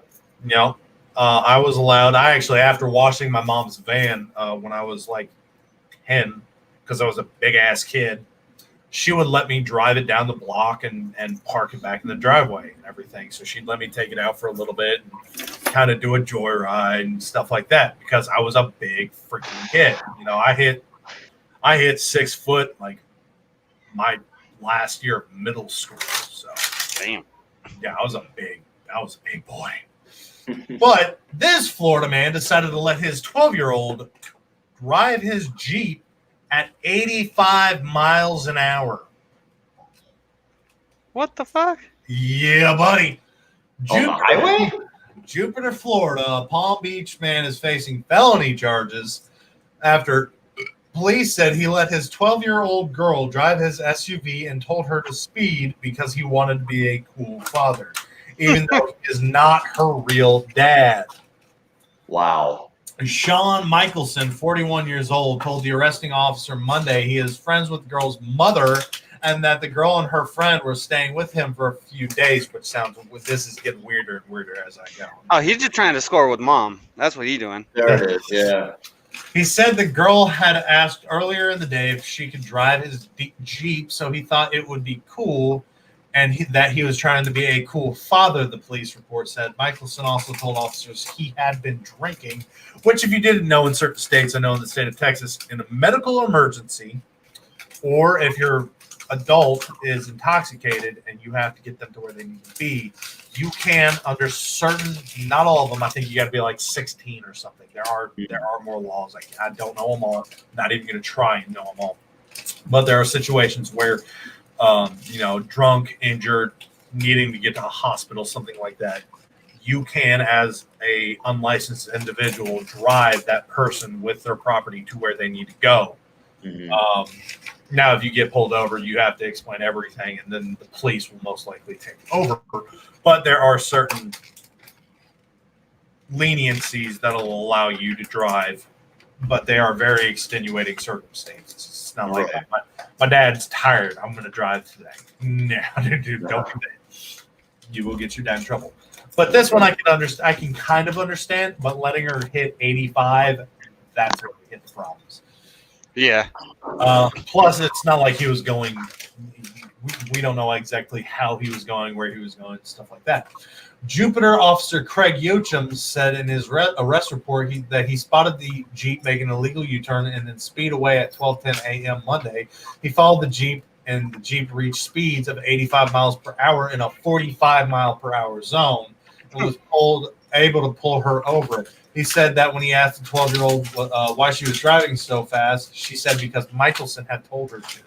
Michelson is charged with child neglect, allowing an authorized person to drive and causing a minor to become a delinquent for buying the girl's vape pens. He says, as they requested, according to authorities, he was being held without bond Tuesday at the Palm Beach County Jail. Yeah, so he bought her vape pens, let her drive 85 and a 45. He was intoxicated. They're driving at midnight. No. I get trying to be a cool dad, but you need to be a responsible dad. Yeah, that's just setting yourself up for failure. There. I don't have kids yet, but I'm not that stupid. Yeah, I might act like it now and again, and I might have something wrong with me up here. There's no arguing at that point. I have a 12-year-old, and I absolutely would not trust him to drive a vehicle by himself. No. And again, I was able to drive, but it was literally like 200 yards. I could take it down around the cul-de-sac, out past the stop sign, take a right, and then there was another turn, a little bit like a quarter mile down there, and then I'd go down that street. There was another, I can't remember if that one had a cul-de-sac or if that one was the U, but I'd go down that street, I'd come around and come back and park the car. Yeah, it was all, and I got told, speed limit through there was like 30 miles an hour. I got told I could do like 12 or 15. I was told to go under the speed limit. We rarely had police come through there. I remember seeing one cop because me and a buddy of mine at the time had been trying to sell spears on the side of the road. Yes, spears. We had spears. Nice. And a cop came up and she's like, "What are y'all doing? How old are y'all?" Like, we thought we were in trouble. And I guess when she found out our age, she was like, "Okay, they're just stupid kids. I'm going to forget it." I'm imagining somebody called them and said there were big people selling, because we were big kids back then. I was over 6 foot, and he was like 5'9", 5'10". So we were already we were fully grown adults to people. I got told when I was like 8, I couldn't play in the mall jungle gym anymore because I was too big. I had security come up and remove me. Like, as a kid, my parents told me to go play while they went and shopped. I got pulled out of this area and said, "You're too big to play here." And I'm like, I'm my sister's age, dude. I'm trying to help my sister. Like, I'm 8 years old. What the hell? Oh, wow. How does that work? My God. When I was like 13, probably 13, 14 years old, my dad used to let me drive his log truck, but I'd wash his log truck for him, and that was basically just kind of pulling it around to where I had to wash it, which was just like getting in, putting, turning it on, putting it in gear, and letting it idle around. But I mean, yeah, I remember those things, but that's different than letting a kid drive on the highway and just do whatever they want. On the highway, though, they made an illegal U-turn in a 45. So that tells me they were on like maybe a feeder at best. Yeah. Because a highway is not going to be 45 miles per hour unless there's construction. Well, it depends on where you're at. Out here in Oregon, some of our highways are 45. Not in Florida. There's no highways that's 45. Like you said, unless there's construction, it's all 75 and up. So yeah, I've got a lot of stories. The only other time I remember having to deal with the police as a kid, not a security guard, is somebody had stolen my bike, and that was basically it. Right. So yeah, I've got some weird stories growing up. I think my most entertaining one, my parents never found out about, and I hope to God he's not watching right now. Across the street, before they put in these houses, there were some big pine trees, and we were playing hide and seek. And I'm a big guy, so it's hard, and I almost died doing this once. Thankfully, I had a knife, and I stuck it. I was falling off. I was probably 20 feet up. I stuck it in the tree and stopped myself from sliding. But there was a tree by these power lines, and I know none of my friends would ever think to look up for me, but I loved climbing trees as a kid. We had one in my front yard. Me and my brother got into all the time. But across the street, these pine trees were good 50 feet tall. They were above power line, way above. I'm talking above the power lines. So I knew I couldn't hide on the ground effectively. There weren't really a lot of spots around for me to hide anyways. My sister was great at it. we set boundaries. I was on that boundary. Those trees were the boundary line, so I was still in zone, fuckers. But I climbed up, got right by the power box, and hid right there, like just up in the tree, hugging on, shivering away, like they're never gonna find me up here. Fucking, they can't see me. They found everybody. I mean, everybody. We had a good 10 people with us. And they come out in a group and they're, Cameron, where you at? Come on down. And I just shout, hey. Sounded like the Goonies. Hey, you guys. Where are you? I just start shaking the tree and waving and jumping around like, what are you doing? My sister is having a panic attack at this point in time because she's the smart sibling. I am not. I come climbing down and she's freaking out at me like, you shouldn't be climbing by the power lines. You know better. I'm like, yeah, but I couldn't think of a better spot to hide. Yeah, well, you win. I know I win. You had to call me out. I was so cocky. It was terrible. Like I didn't think nothing about it. And then as I grew up, I started seeing videos of people getting shocked by power lines. And I'm like, oh, I'm an idiot. Yeah, should have done that. Oops. How am I alive again? No.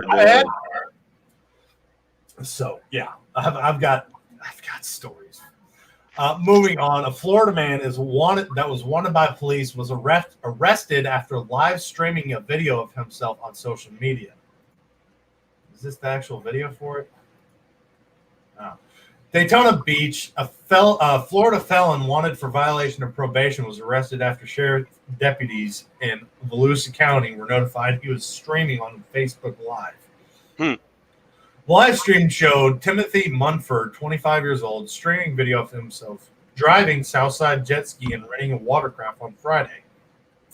The video also showed him a Daytona Beach Shores public safety officer approach and arrest him. Is this the video? Oh, they removed the video. Oh, they removed it. During a search of Mumford's vehicle, investigators found Silver Taurus G2C handgun with 1 round and chamber, 25 rounds in an extended mag, a Black Taurus G2C handgun with 1 round and chamber, 23 rounds in an extended magazine, and an extra magazine with 6 rounds, the sheriff's office said in a news release. Investigators also found a bag of powder which tested presumptively positive for fentanyl, 2 bags of marijuana, and cash. Munford is charged with 3 counts of possession of a weapon, ammunition by a convicted felon, trafficking in fentanyl, and possession of narcotic paraphernalia. He is held without bond. Could you imagine live streaming your shit like right now? Yeah. Right now, cops just came in. Well, I mean, Athen can't. Just raided, like. Athen can actually attest to this. Because he did. For those of you who can't remember, Athen had one of the other VRS show hosts come to his house after a day of hunting, and he had his sidearm open carried on him. He was wearing the tactical BDU pants, and he had his shirt tucked in. So he looked like a police officer. I don't know. Athen's got a guilty conscience because instead he ran like midstream, and we lost, and his computer shut down. So I'm trying to get everything back up.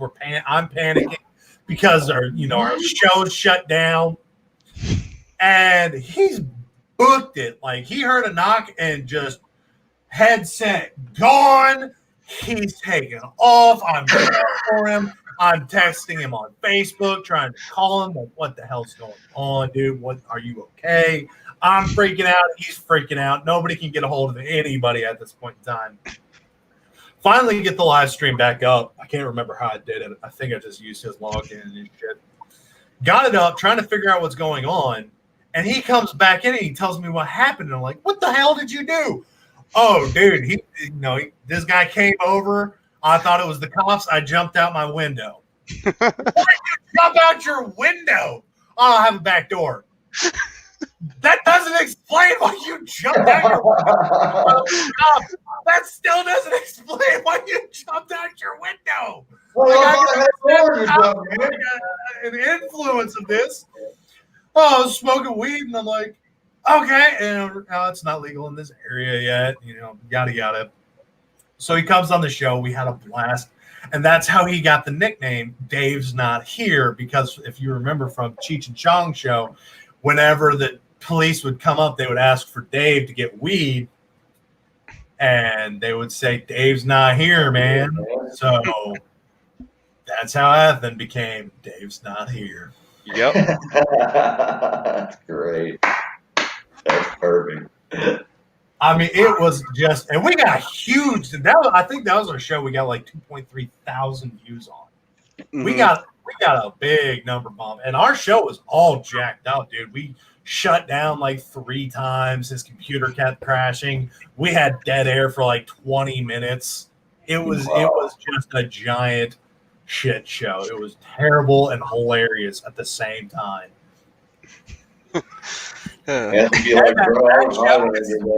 That show should be on It's 1700 somewhere. It's Page. Mm-hmm. I'm gonna look for that. Yeah, I gotta see that. Oh my god, it was bad. It might be on there like 4 different areas because it kept going down. But you also tried to auction off my gun. We did auction off his couch, but you did try and auction off my gun too. I had Bertha behind me, and Bertha is a Ruger precision rifle in 338 Lapua. She's a big girl. She's also a very hungry girl. Her rounds go for about $5 to $8 a round. Ooh, she's a big bitch. And they were, we're gonna auction off. Somebody was like $10,000. I'm like, fuck it, I can buy me a new one, a new scope, and get money down for 50 BMG. Sold. Still waiting for my 10K to come in.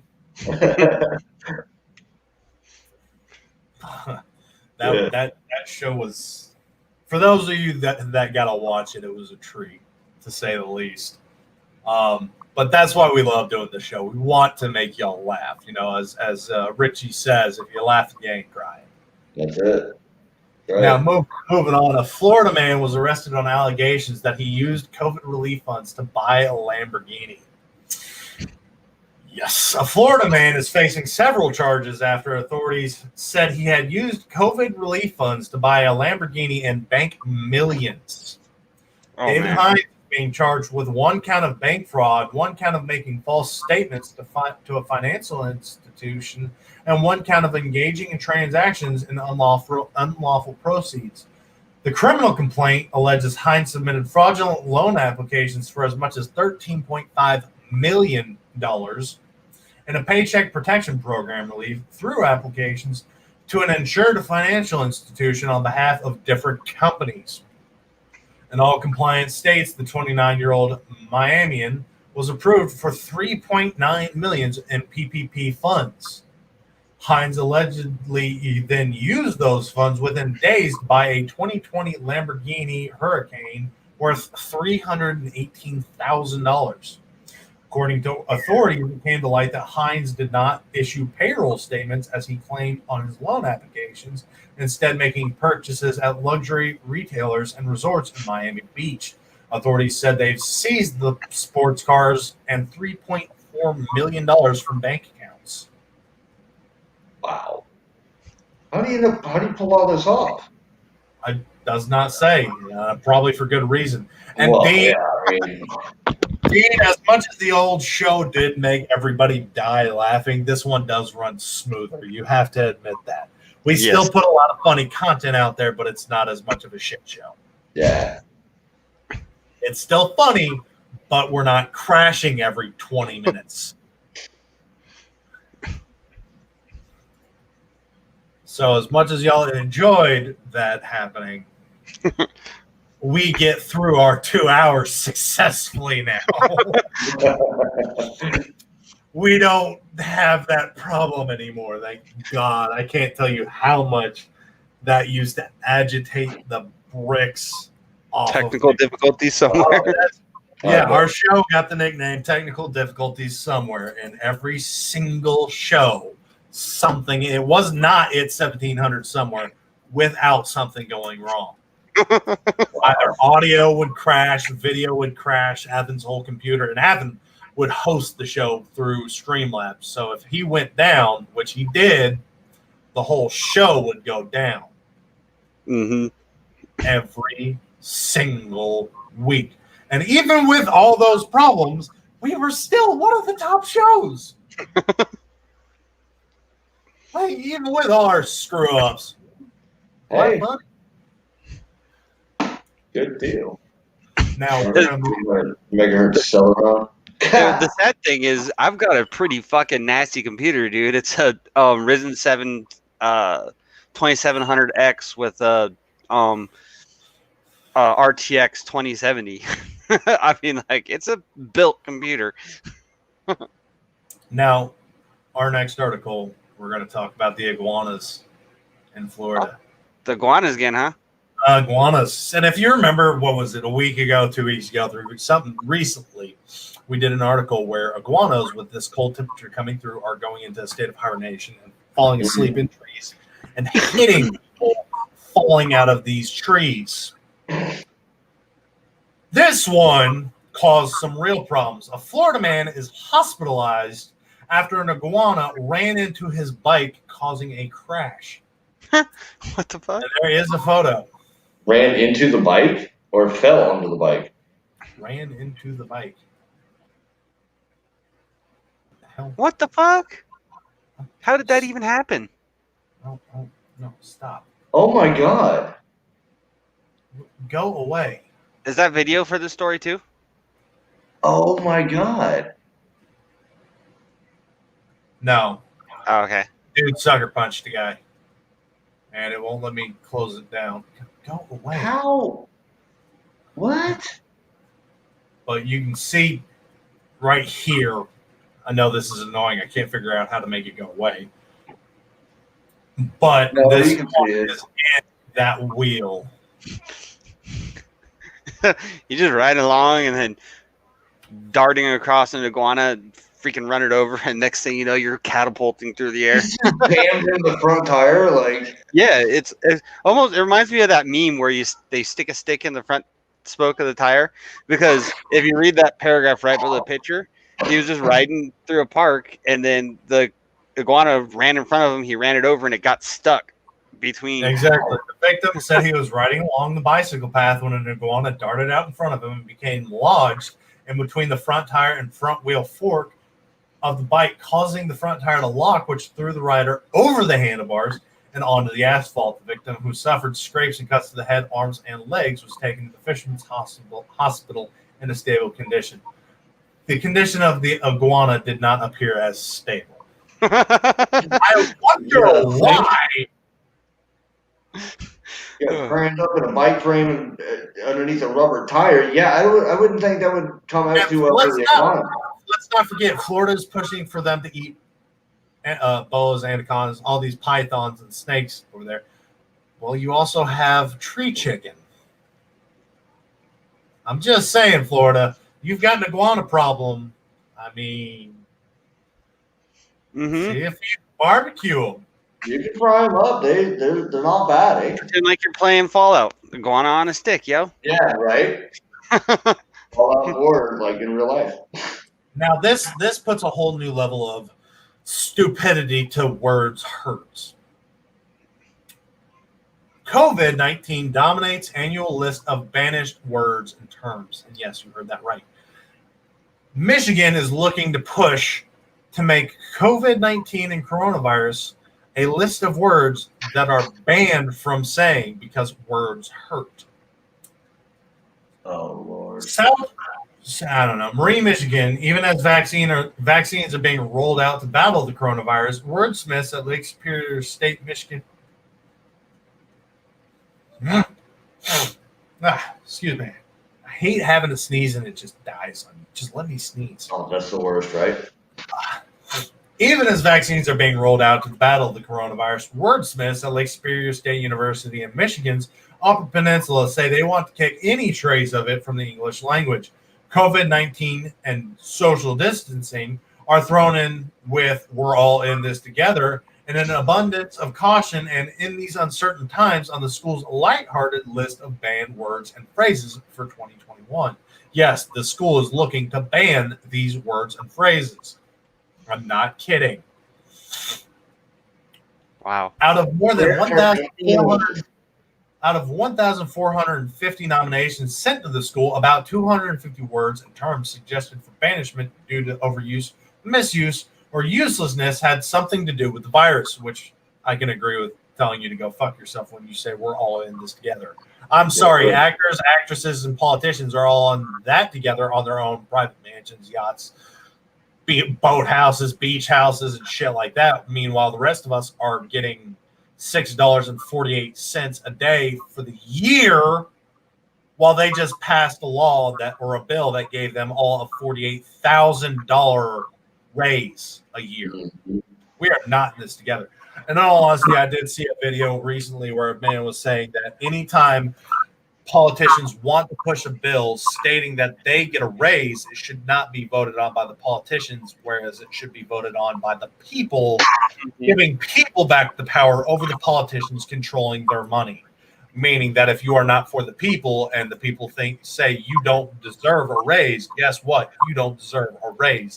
And I cannot agree with that anymore. The fact that that would be like you go work for a company and you start off at $14 an hour and you say, I want to raise to $20 an hour. And it happens because you said you want to raise to $20 an hour. That would be, again, we're going to make minimum wage $7.50 to $15 an hour because we said we wanted it to be $15 an hour. Doesn't work that way. Why the hell should it work that way in government? 7 of the 10 selected are connected to the virus, with COVID-19 leading the way. Unprecedented, which was banished back in 2002, has been restored to the list. I don't know what that has to do with anything. Okay. I saw that too. I have no idea where that came from. To be sure, COVID-19 is unprecedented and wreaking havoc and destroying lives, which is why the government should have passed a bill which followed other countries' suit where they were getting over $1,000 a month for this whole shutdown, because we are one of the few countries that has not done a monthly stipend to help people out. We have also not bailed out any small businesses. We have only bailed out large businesses. Mm-hmm. That is not for the people. If you tell me the government is for the people, I'm going to call you an idiot. The government is for the government. There's nothing 100%. for the people anymore. Once they have power, which is one reason we need term limits, once they have power, they will do everything they can to keep it. Oh, yeah. Absolutely. Term limits and votes on pay raises need to be a common theme. Yes. The School of has compiled the list each year since 1976. It says to uphold, protect, and support excellence in language by encouraging avoidance of words and terms that are overworked, redundant, oxymoronic, cliched, illogical, nonsensical, and otherwise ineffective, baffling, or irritating. So far, more than 1,000 words have made the list. Nominations come from across the U.S. and a number of other countries. I bet YOLO's on that list. It would not surprise me. Yellow is not a word. Yellow is not a word. Neither is yeet. It's fun to say, but they are not actual words. They are noises. I hate the fact that we got these added to the dictionaries. We're literally promoting stupidity in our country. Like, hey, you made a word up. It sounds cool. We're going to let it be a real word. Okay. That's like saying FUBAR is actually a word. No, FUBAR is an acronym. Acronym, yeah. AWOL, also an acronym, not a word. Not a word. Yellow, acronym, not a word. Yeet, not a word. Not even an acronym. Not even an acronym. Yeet is just yeet. Yeah, all it is. Yeet is yeet. Easiest way to explain that. Yeet, what does yeet mean? Well, it means when you yeet something.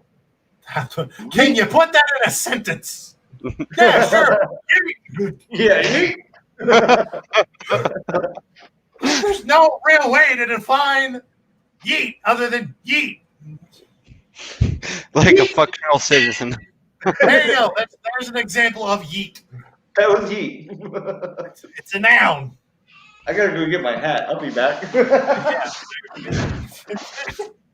But yeah, they are looking to ban COVID-19 coronavirus all in this together. Joining words are absolutely BFF, COVFEFE, and YUH, no. You know?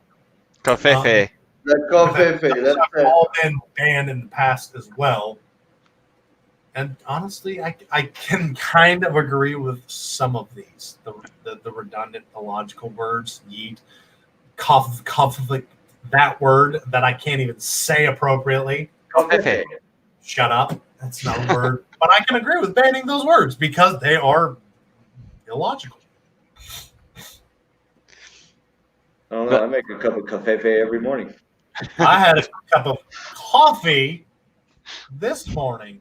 And again, doesn't my coffee mug look like Athen? That is badass, though. I like that coffee mug. Where'd you get that? It was a Christmas present from my sister-in-law. It's from Jack Link's Jerky. It's the Sasquatch. It's Sasquatch. And he fits my whole He fits my whole pot of coffee in here. What? And I drank it. That's sick. Yes, I have to have that. Although I want, if somebody could make me a coffee mug, this is a big. It fits my whole pot of coffee. So that should tell you how big it is. But here's my problem. I can't fit even 3 fingers. I have to drink it like this. And even bringing it up to my room, you can see my knuckle is still touching that hot coffee. Yeah. So if somebody could make me a coffee mug that can fit my whole 4 fingers and give me room to not burn myself, I will buy it. Like, if you make it for me, I will buy it. I need me a good coffee mug. Please, I'm begging you for this one. But I want a cup of coffee. Like, this is a perfect size mug. It fits my whole pot of coffee just fine. But this handle does me no good. That's a pretty small handle for the size of the cup itself. Because drinking like this, yes, it's doable, but it puts a lot of pressure in here. Yeah. And it's, again, my knuckle is still burning your finger. Burning the hell out of me. So I need a real man's mug because I do not have kid hands. This is a regular bottle of water. Mm-hmm. Yeah, I can touch my fingers.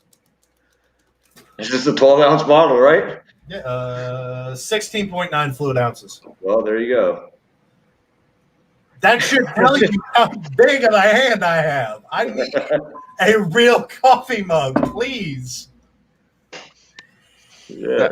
But we are bingo on time, so we should probably. We don't have somebody after us, so we can actually roll over as much as we I know, want. but I have stuff that I need to do. Then you can dip out because I have 2 more articles to cover. Okay. I kind of want to stick around for the articles. Y'all have a good one. I'm going to head out. As much as you want to dip out, you're going to want to hear about the super gonorrhea. Okay, well, let's make this quick because I have shit I got to do. Okay, COVID-19. Yeah, super gonorrhea. You heard me right. COVID-19 gives rise to antibiotic-resistant mutant super gonorrhea. When you going to realize that's going to burn? You think? Just when you thought this wretched year couldn't get any worse, let's just say 2020 is unlikely to go down in history as anyone's favorite year. There's just so much that has gone wrong this year, and that many people are counting hours until it's finally over. This comes to us December 28th, 2020. Just a little bit. So, yes, it was still a 2020 event, but it's bleeding into 2021. 2020 has screwed everything this decade. Well, there's now the COVID-19 pandemic that's still going on. The massive overuse of antibiotics to treat the COVID-19 virus is setting the perfect scene for another disease to flourish. The disease is gonorrhea, and not just any gonorrhea. The World Health Organization is warning the gonorrhea we all know and hate is rapidly mutating into a drug-resistant, turbocharged super gonorrhea. Excuse me. According to the WHO, should the super gonorrhea go untreated, it could lead to a 5-fold increase in HIV transmission. It might also increase eye infections that could lead to blindness. Wow. Well, yeah, gonorrhea has that regardless. It's not like gonorrhea in itself is anything new. There are more than 90 million gonorrhea cases in the world. Wow, that's a lot more than I thought. The bad news is, according to the WHO, that this number is rising by 17% each year, and there are more than 15 million cases annually. Do we need to host like a network testing? What the hell? I mean, If you are positive, you need to let your partners know you've got something, please. Yeah. Absolutely, yeah. Hey, before we get into anything too deep, might or might not give you some kind of weird super mutant virus. But you know, that's like illegal though too. If you knowingly have an STD and no, there's one, either it's a state or a country that basically said if you have AIDS, you don't have to disclose it anymore. Meanwhile, there is another country, I think this was in the UK, where they were pushing to have people that did test positive, requiring them to have it tattooed on them in a discreet location. You know, it could be on the pelvis or something like that, but they had to have it labeled on them that yes, they are HIV positive, which I can somewhat agree with that, because a lot of people do refuse to disclose that information. Yeah. get a tattoo right here on your lower belly, right below the pant line, your belt line, that says, "Congratulations, you now have AIDS." Satisfaction guaranteed or your money back. I think the weirdest tattoo I have seen on a man there has said "warning" or "hazard," choking hazard, or "warning choking," choking hazard. That's what it was. And the response by women was, I thought they only put that on small packaging. The second one was my buddy in the barracks had a flaming eyeball. I don't know what it meant. He never explained it to me, but he had an eyeball with wings that had fire around it. There's some stupid tattoos out there. Random. Exactly. So far, the majority of new gonorrhea cases have been cropping up in Africa. However, a WHO spokesman told The Sun that cases in the West are rising at an alarming rate. In the U.S., the Center for Disease Control and Prevention reports that gonorrhea infections have skyrocketed in the past 5 years or so, because these kids don't think they needed to tell their partners what's going. They're looking to hook. And with this hookup society, i.e. Tinder, Bumble, all these apps you can meet up and bang. Yeah. They don't care to tell. Well, that's when we really need you to disclose that information. Often. There are people that will still sleep with you. It might not be as much, but this is something you do need to disclose. And technically, that's biological attack. See, and there was a girl that had HIV/AIDS and went around and slept with 117 dudes in her school just to get revenge on the school.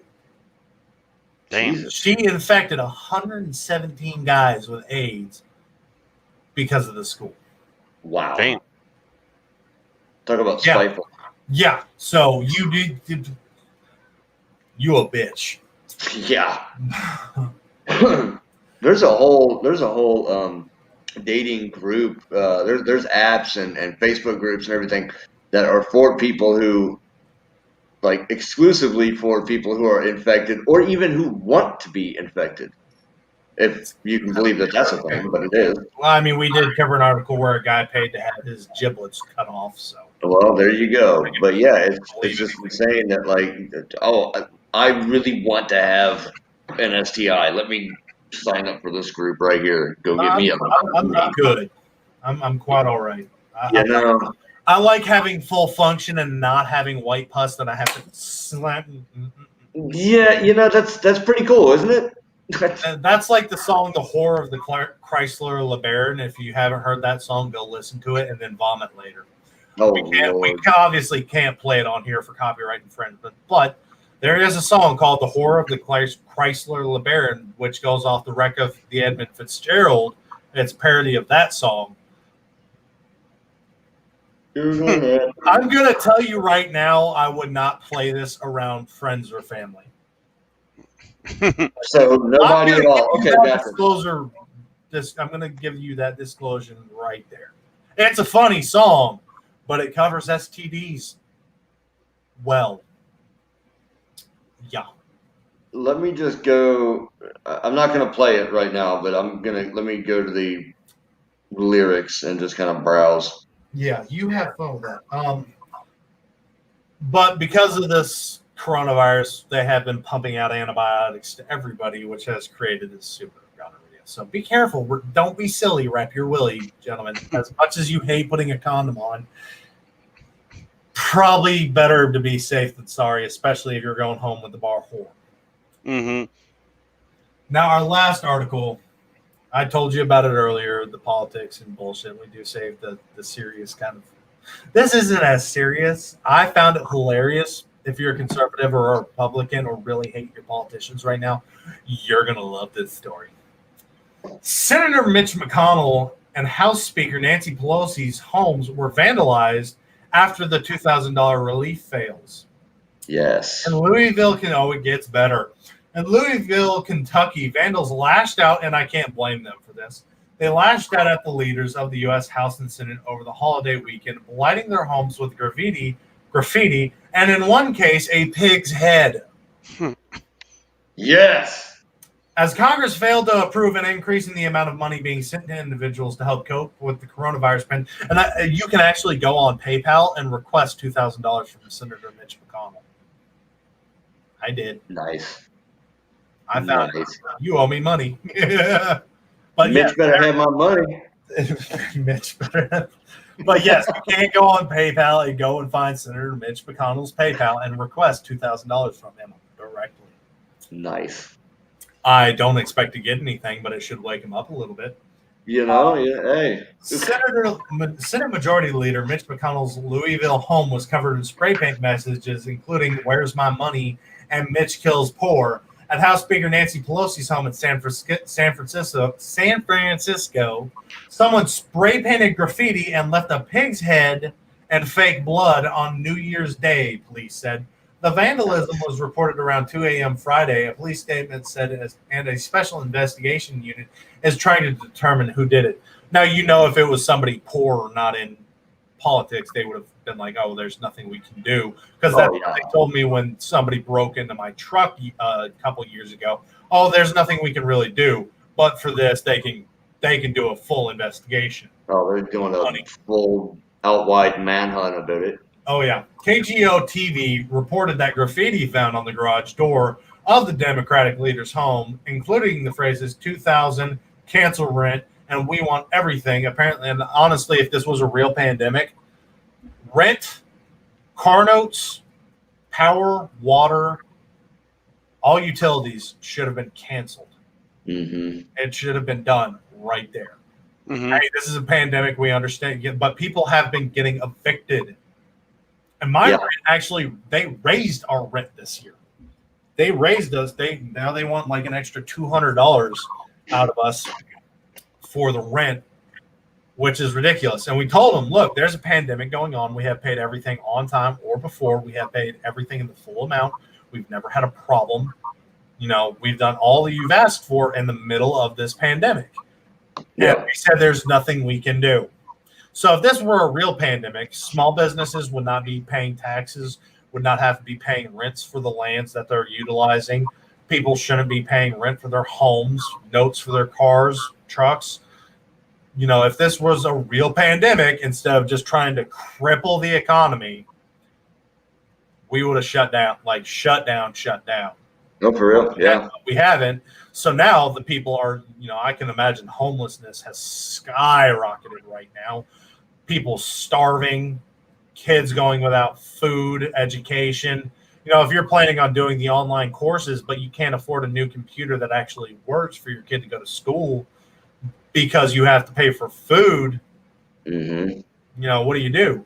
If this was really a problem, everything would have been done. But it hasn't, which should have told a lot of people this is a huge scam.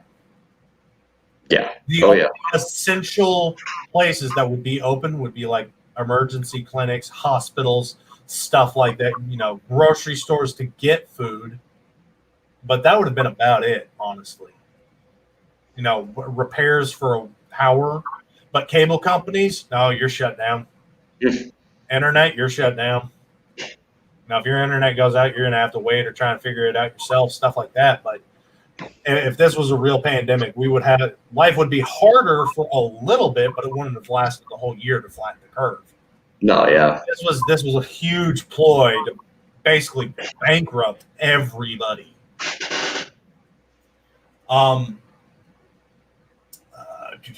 The coronavirus relief checks for $200 to $2,000. I spent my career fighting for the First Amendment and defending peaceful protests. I appreciate every Kentuckian who has engaged in the democratic process, whether they agree with me or not, McConnell said in this statement.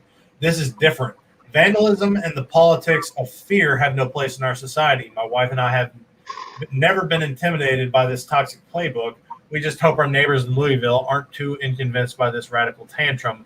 The rest of his home appears to be untouched. Louisville police are investigating the incident at McConnell's home, which occurred roughly around 5 a.m. Saturday. There are currently no suspects. Police spokesperson Dwight Mitchell said in an email. Republican Party of Kentucky spokesman Mike Lonergan released a statement condemning the vandalism of McConnell's home.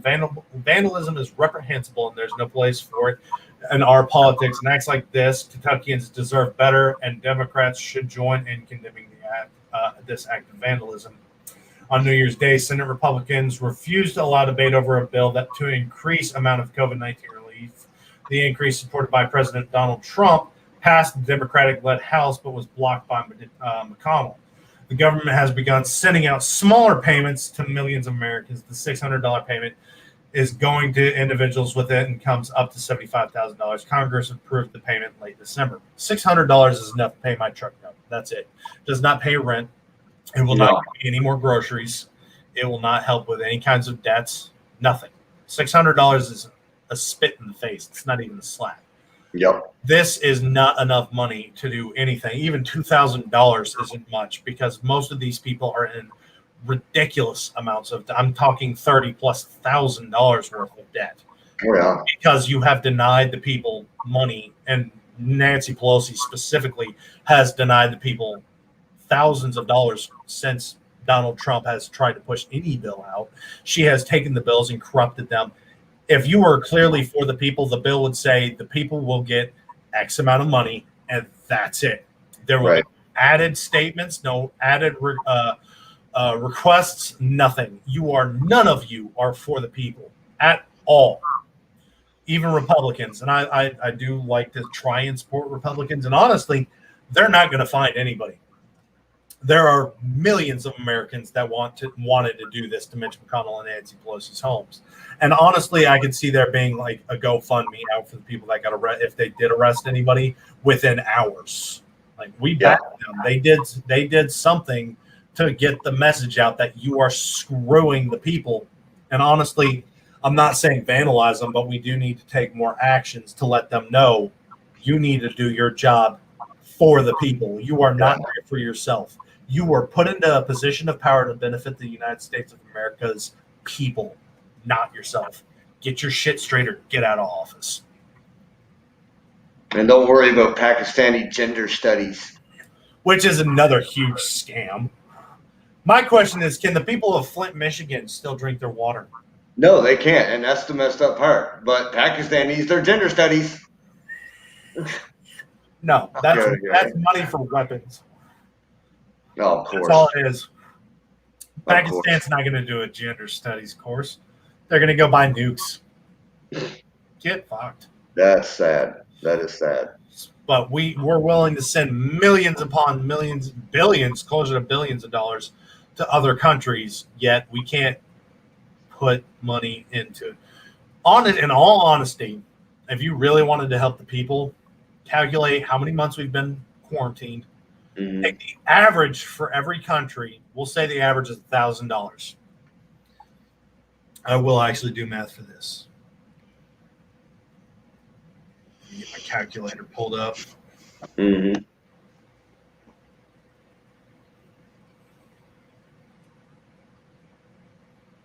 Let's say the average is $1,000 per month. We've been locked up since March, and we're in January. So March, April, May, June, July, August, September, October, November, December, January, March, April, May, June, July, August, September, October, November, December, January. So 11 months. Yeah. That's $11,000. Right. That's on the low side. There are some countries making $2,500 a month. So you should be paying each American closer to, now you're not going to pay the kids as much, honestly. You're going to get a little stipend. You might, $600, $400 per kid, but Sure. every American should be getting closer to $15,000 as if you want to do a one-time payment. You should be doing closer to $15,000 for the one-time payment to help everybody out, not $600. Yeah, that's a spit in the face. I mean, I could use the 600 as much as anybody else, but I do agree that's just a giant spit in the face. Mm-hmm. And I'm not even going to get it. Like I didn't get the first one. I'm not going to get this one either. Which is ridiculous. Yeah. So there are still people out there that aren't even benefiting from this at all as an American citizen. Nope. But you want to say $600.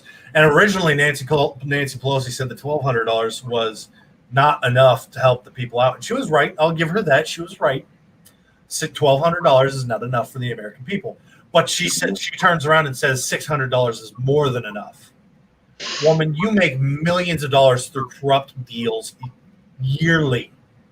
You do not make, I can't remember who said it, but you do not become a millionaire in politics. If you do, you are doing shady business. That's bastardizing the quote terribly, but it's still not wrong. It's true. Yeah. So I mean, look at President Trump. He is one of the few presidents and politicians that has actively lost money, being a billionaire and owning hundreds of companies, if not thousands of different companies. Yeah, he has lost money. But you're going to say $1,200 is not enough, and then turn around, a year later and say $600 is plenty. Go fuck yourself. Right. This was a giant ploy to shut down the American economy and cripple. But I'll tell you what, $600 is enough for them. A new gun, ammo. Yeah. And I have seen a lot of people turn around and say, "Yeah, I'm gonna arm up," or "Where's my MAGA hat?" And some of them are joking, but there are some people turning around and like, "No, President Trump was right. We voted for the wrong person."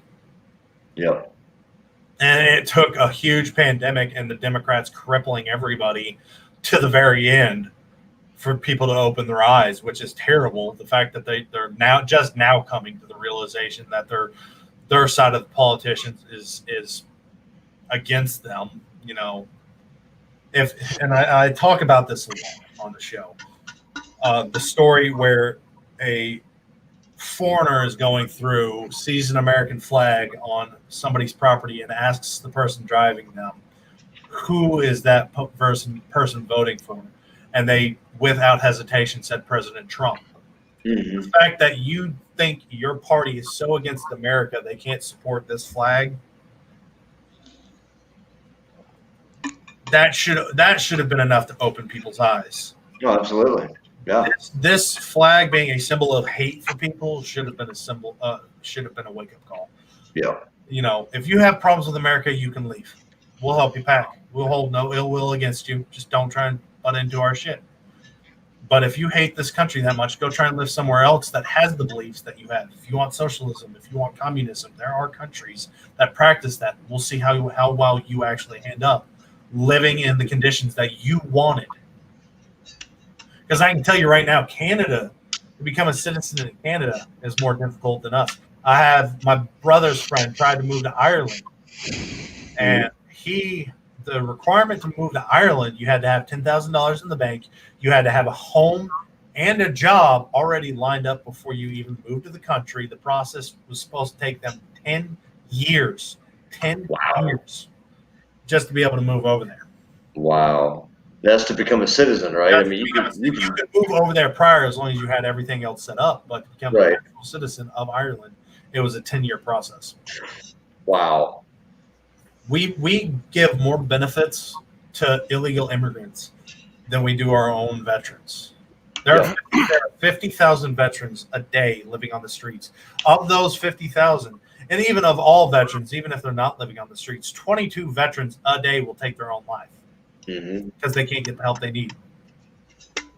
Why is it we are more willing to support somebody coming to this country illegally? I'm not saying deport them all, make them go through the process. If they want to live in America, and I've said the quote a dozen times, if you want to become come to America and by all means become a citizen of America, the religion, speech, everything. I'm not going to get into the exact quote, but then but you can have no other loyalties but to America. Right. And I can understand having pride in your country, but that American flag needs to be higher than your flag. And in some countries, it's still illegal for you to fly a flag above the American flag, and I can't. That I fully agree with. You need to have more pride in this country than any other if you're going to live here. Yeah, totally get it. I'd fly an American flag above the Canadian flag all day. But the fact that people are still burning, and technically defacing the American flag was illegal. It's up to 2 years in prison, like $1,000 fine. Yep. And the fact that you think that our brothers and sisters died for this flag to protect our freedoms and rights that get bashed coming back to their own country, that you think this is a symbol of hate. I don't want you in my life. I don't want you in this country. You will never be my friend. If you think that this is something you can destroy, you will never be my friend. For sure. Totally agree.